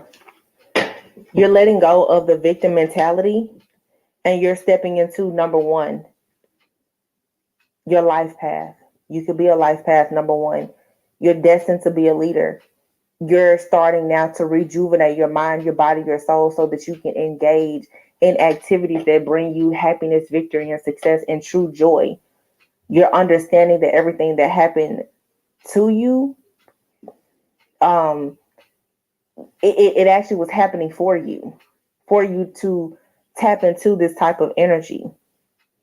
It was all just a blessing in disguise to teach you how to perceive situations, not to prejudge or misjudge yourself or others. So now you're being aligned and awakened so that you can actually share your gifts. Maybe you're stepping up in your family. But you're about to see a lot of movement as you step into this creativity. It's going to bring you a lot of victory and success. It says the stars are lining up for the perfect opportunity now, the golden stars here. So continue to tap into your inner guidance. It's time for you to pay attention and listen to the guidance of your soul. And what I tell you, heart opening. Your heart chakra is opening. But for your heart to open, if you think about your lower chakras moving all the way up, you first have to hit that second and that third chakra before you get to the heart chakra, which is your fourth chakra. You have to release those attachments around feeling guilty or ashamed, or the victim mentality, the inner child issues, the ancestral trauma, rejection, abandonment. You have to let all of that go so that your heart can finally open. I tell you guys, you have to learn how to love like you've never been hurt before if you actually want to live your life and not just exist and be in a perpetual cycle of feeling broken and wounded. If you heal the wound, the energy vampire will stop feeding off of it. Okay? If you heal. Check that one out and see if I picked up the energy there. It's for my Capricorn spirit. Help us out. Bring their person's energy, strongest one forward right now for my Capricorns. It's for my Capricorns. Ooh, let's jump in. Ooh, pop. Hang on. We'll get the full shuffle here. Ooh, we've got a number of 33, master number, master teacher. It's also a Pisces energy, guys. This is sit down, not taking action, not wanting to chase. Drawing something into you, trying to look good. Got blind faith. Ow. Somebody's being stubborn about things. What else? Oh, the healing touch, healing process. Oh, the want to give love and nurturing to someone that they feel like is in need, or either the energy's flipped where they want to be loved and nurtured and healed. What else? They are being stubborn, big time stubborn, because that's a self-restrictor card, just like Eight of Swords energy. Guys, wow, okay. They're definitely being stubborn. They can only see, they're seeing things one way, their way. They need things to happen in that way. They're sitting down hoping to draw towards them this healing, a healing. Because the little bird's got a broken wing, yeah. So, let's keep going here. Let's see what else is going to come out. My Capricorns. Ooh, just with that number 33 though, guys, that's a master teacher learning some major lessons. Most time in the lessons are about yourself. Let's see what else will come out. Huh. We've got the Pawn. You will not be played in the game of love. So that's this person's stubbornness is, and the reason they won't take any action right now. They're sitting down being stubborn. You need to come to me first. You need to respond to me first. Kind of energy, because they feel like they're being, they don't want to be played. What else? We've got Doorway. Do not let this moment pass by. Do something. Say anything. Take a chance with me. Oh yeah, this person is dying for you to take some action towards them. Something, say anything. But they're trying to look calm and not desperate and nonchalant. Let's put it that way. When they're not, they're absolutely not nonchalant about it. Yeah, they definitely want your attention. But they refuse to come out of that stubbornness of, let me make the first move. They're like, no. Keep talking to us, Capricorn's person. Capricorn. Oh, we got one on the bottom. Waiting. I'm waiting on you, Capricorns. Waiting for your return hasn't been easy, but I'm still hopeful. Hot, cold. You deserve better than my hot and cold behavior. Ooh, so they are having moments of, they get halfway there on your phone number and they're like, no, don't do it. They stop themselves. Ending. I know endings are painful, but it's best that we move on for now. For now? Is that the image they're trying to put off to you? The fake image. Liberation. I'm setting myself free and embracing new experiences. Are they really, guys? Because it's coming in on waiting. Yeah, they may try to appear. They look okay when they're not. And in moments, they may go back and forth with a hot and cold. 1 minute they feel like, yeah, I'm gonna be okay. If they don't come back, I'll be okay. And then the next minute it'll swing to, oh hell no, oh no, I don't think I'll be okay. Watching you on your social media lights up my mood. Ow. Just with that one, they are trying to find out what's going on with you any way that they can. If you don't have social media, if they know somebody that knows you, they would be trying to gather info. What else? Separation. I had to walk away to find what I deserve, and shattered. I'm feeling broken. Can't stop these racing thoughts. There's one more hanging out. Ooh, lust. If only you knew how much I crave you. Ow. So they're missing that part. Yes, they are. They're missing the physical touch, that kind of thing. And yeah, they're in an internal battle with themselves. Of 1 minute they want to call you, and I can sense they're trying. They might even be texting stuff, but never hit send. Let's get the tarot, guys. Let's get them talking a little bit more. They want to give me some more details on this. Let's find out exactly what is holding them back from actually sending that text or dialing the number. Strength, trying to look brave. But they're also fighting some inner demons. A strength card, guys, y'all know for me is about getting to know someone better on an energetic level.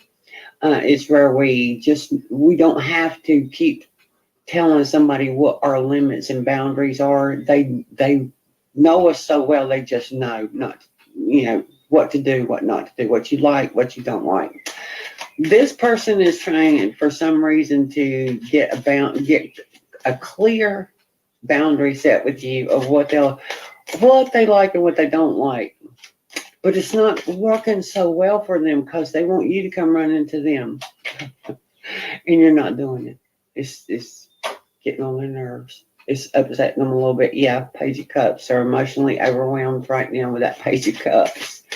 And logic is starting to go out the window with this person when we get to Page of Cups, because Page of Cups is the slave of love through innocence. It's like, I don't care what my brain is telling me and what logic tells me and what the smart thing is that tells me.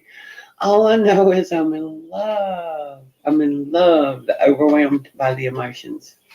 Then we have the fates. Oh, guys.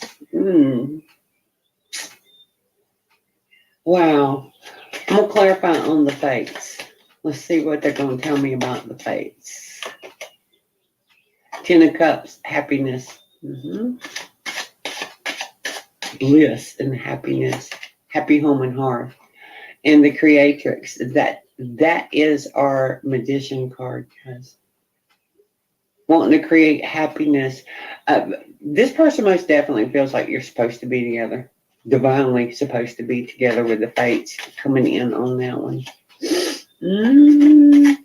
And for some reason, their logic is I have to hold my ground and stand my ground to get the point across, because that's the only way to that happiness, that bliss with you, Capricorn. Ooh, okay, keep going. Yeah, they are definitely self-restricting. Why though? Why? Other than their reasoning and logic is telling them that I have to stand up for myself, that kind of thing, set healthy boundaries. And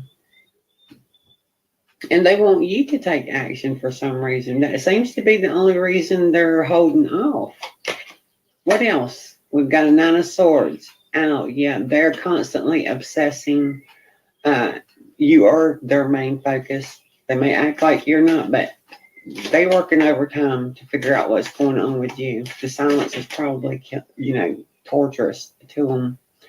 But they got a lot of needless stress and anxiety going on, and that's coming in under that emotionally overwhelmed. And then we have a 7 of Wands. Yeah, this person, exactly what I said, guys. It seems to be the only reason they're in this stance right now of sit down and wait for them to come. Wait for my Capricorn to come to me. It's because they're trying to stand up for themselves. Wow. Okay. They're being stubborn. I don't know if their stubbornness is getting in their way or what. I think it is. I think, yeah. If I'm feeling it, guys, I'm not going to sit still. But your person is trying to make a point about something, but they also are going to get panicky that they're risking losing you forever if they keep this up. But there's something they're wanting you to know, because it has to do with personal boundaries, something that they don't like. And they just want to get that clear and know that you honor it and respect. What's up, you guys? Welcome back to the Empress Tarot Room. Thank y'all so much for the love, the support. I appreciate all of you. This is your Newspaper Thursday. Who is stalking you and why? Who is this person stalking you and why? If the message resonates with you, please give me a thumbs up, subscribe to the channel. All right, personals are available. Link will be in the description box down below. Thank y'all so much once again for the love, the support. I appreciate all of you. Spirit, what is this energy for the collective? Who is this person stalking the collective and why? Who is this person stalking the collective and why, Spirit? Archangel Michael, Archangel Metatron, Archangel Raphael. Who is this person? Asking you to block out all negative energies, entities being sent my way. Who is this person stalking the collective and why? All right, so we have journey. This could be someone that's far, okay, from you. Yeah, this person could be at a distance from you. Yeah, this person could work at a distance from you. All right. This could even be a situation like y'all work in the same building, but y'all work on different floors, different levels, different hallways, or something like that. Some of you guys, this could be somebody that you have moved on from with this journey and toil and labor with occupation, with change. Okay, you could have moved away from this person. So this could be somebody that live in a different state or something like that. I actually want to use my pink deck. I'm going to use my pink deck. Okay, so who is this person? What is this energy? Who is this person stalking the collective and why? Who is this person?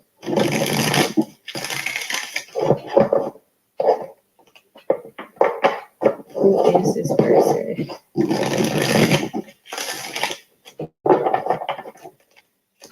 Spirit, who is this person stalking the collective? All right, so we have the lovers. So yeah, I feel like this is a somebody who is interested in you, but this person is at a distance with a hermit. This person could be a Virgo or a Gemini, but this person, they at a distance. Like, I don't know what else to say.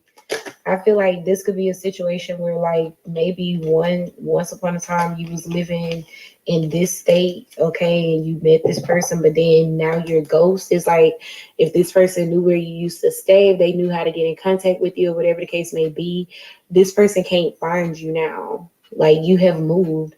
It's like out of sight, out of mind type of energy. Okay.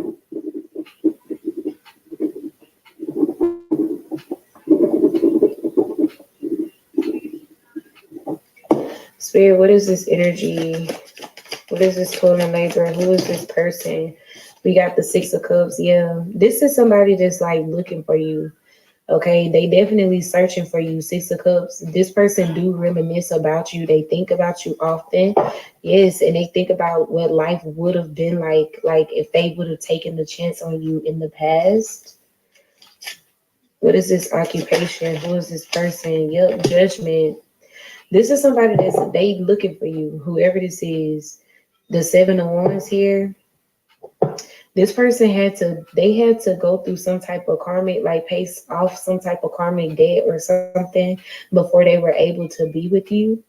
This is something to do with a spiritual law with this Judgment and occupation. This is like they had to look at themselves, work on themselves before they were able to be with you. And now this person is actually looking for you. Hello, my beautiful Capricorns. I hope you all are doing amazing. Today, I'm going to be tapping into the energies of those of you that are currently not in communication with your person. So as per usual, I will be starting off with an oracle, and we can clarify those existing energies with tarot. Alrighty, for my Capricorns in separation, please.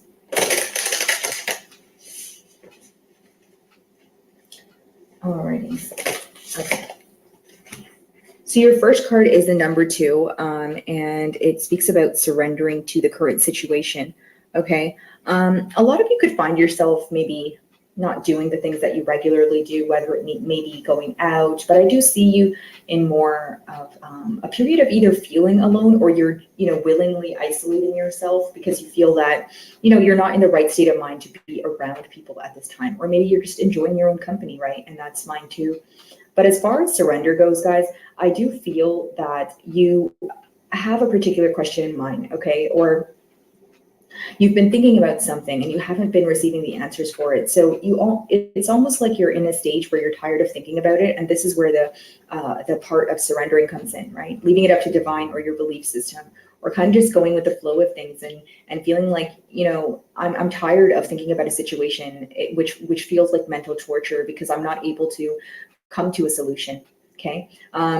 You guys could feel that this person that you're inquiring about is your soulmate, or there is this energy of very deep connection, right? You guys understand each other, you know, on a topical level, on an internal level, on a soul level, you know, that sort of thing.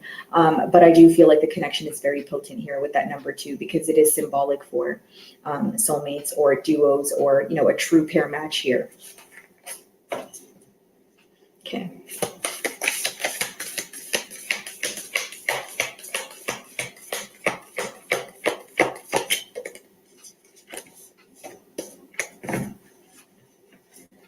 Okay.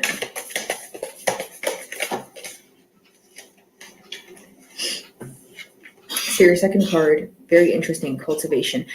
And I also feel like, you know, whether it's mutually you guys are learning about this connection or maybe learning why things went wrong, it could also be that it's almost like when I'm opening your spread, I'm sensing a calm energy. Now, although the energy is calm, there's still sorrow associated here. There's still frustration. There's still an emotion of feeling overwhelmed, right? But there is this energy here where you want to be more independent, or you feel that you have given too much of your energy and focus to this situation. And because, you know, the outcome, at least as of currently, is not benefiting you, you're in this energy of kind of, you know, shifting your focus to something that you may feel like impacts you in a positive way. Now, you know, essentially, I feel like maybe in this bond, you guys feel that you were the one to take the lead here. Okay, maybe you showed this person how things were done, or you always just feel that, excuse me, that you guys had to be the bigger person here. Okay. For some of you, you may feel that you're in an energy of feeling like things are one-sided. Maybe you feel like as the separation occurred, you felt more of the emotions because you weren't avoiding them, as opposed to your person, where there is an avoidant energy attached here, or vice versa. Take the energies how they resonate. For those of you that were focused on your emotions from the beginning, I feel like as it is still hard, but it's getting easier for you, okay? Because you are doing what you need to do, which is accepting the emotions, understanding them, feeling them, but also letting them pass, right? Not necessarily holding on to them or dwelling in the past, really. Okay.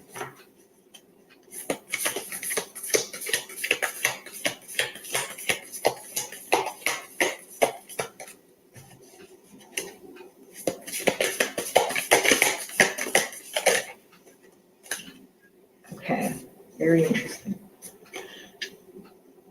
Your third card is embrace, and we have the number 11. Some of you may be seeing 1111 a lot, or it could be that you guys are in this energy of mirroring each other. Whether it may be that you don't feel it's your job to reach out, whether it may be that you're tired of being the first one to reach out and you want to see some effort on the opposing end. But as far as embrace goes, of course, your person is missing your affection. They are trying to embrace their love for you in one way or another, which could be just thinking about the situation in a positive way, especially because you guys aren't communicating right now. And again, this could be your energy as well, kind of just going back to the roots where things occurred, and maybe even asking yourself, hey, how did this happen? You know, what are the things that made me fall in love with this person? Especially if you feel like you're in a negative state currently, you may be trying to think about the positive times. You may be thinking about, okay, but it's very easy for me to hold on to the negativity, but let's go back to when things were good. Let's go back to when I fell in love with this person, right? So in other words, some of you could be weighing the pros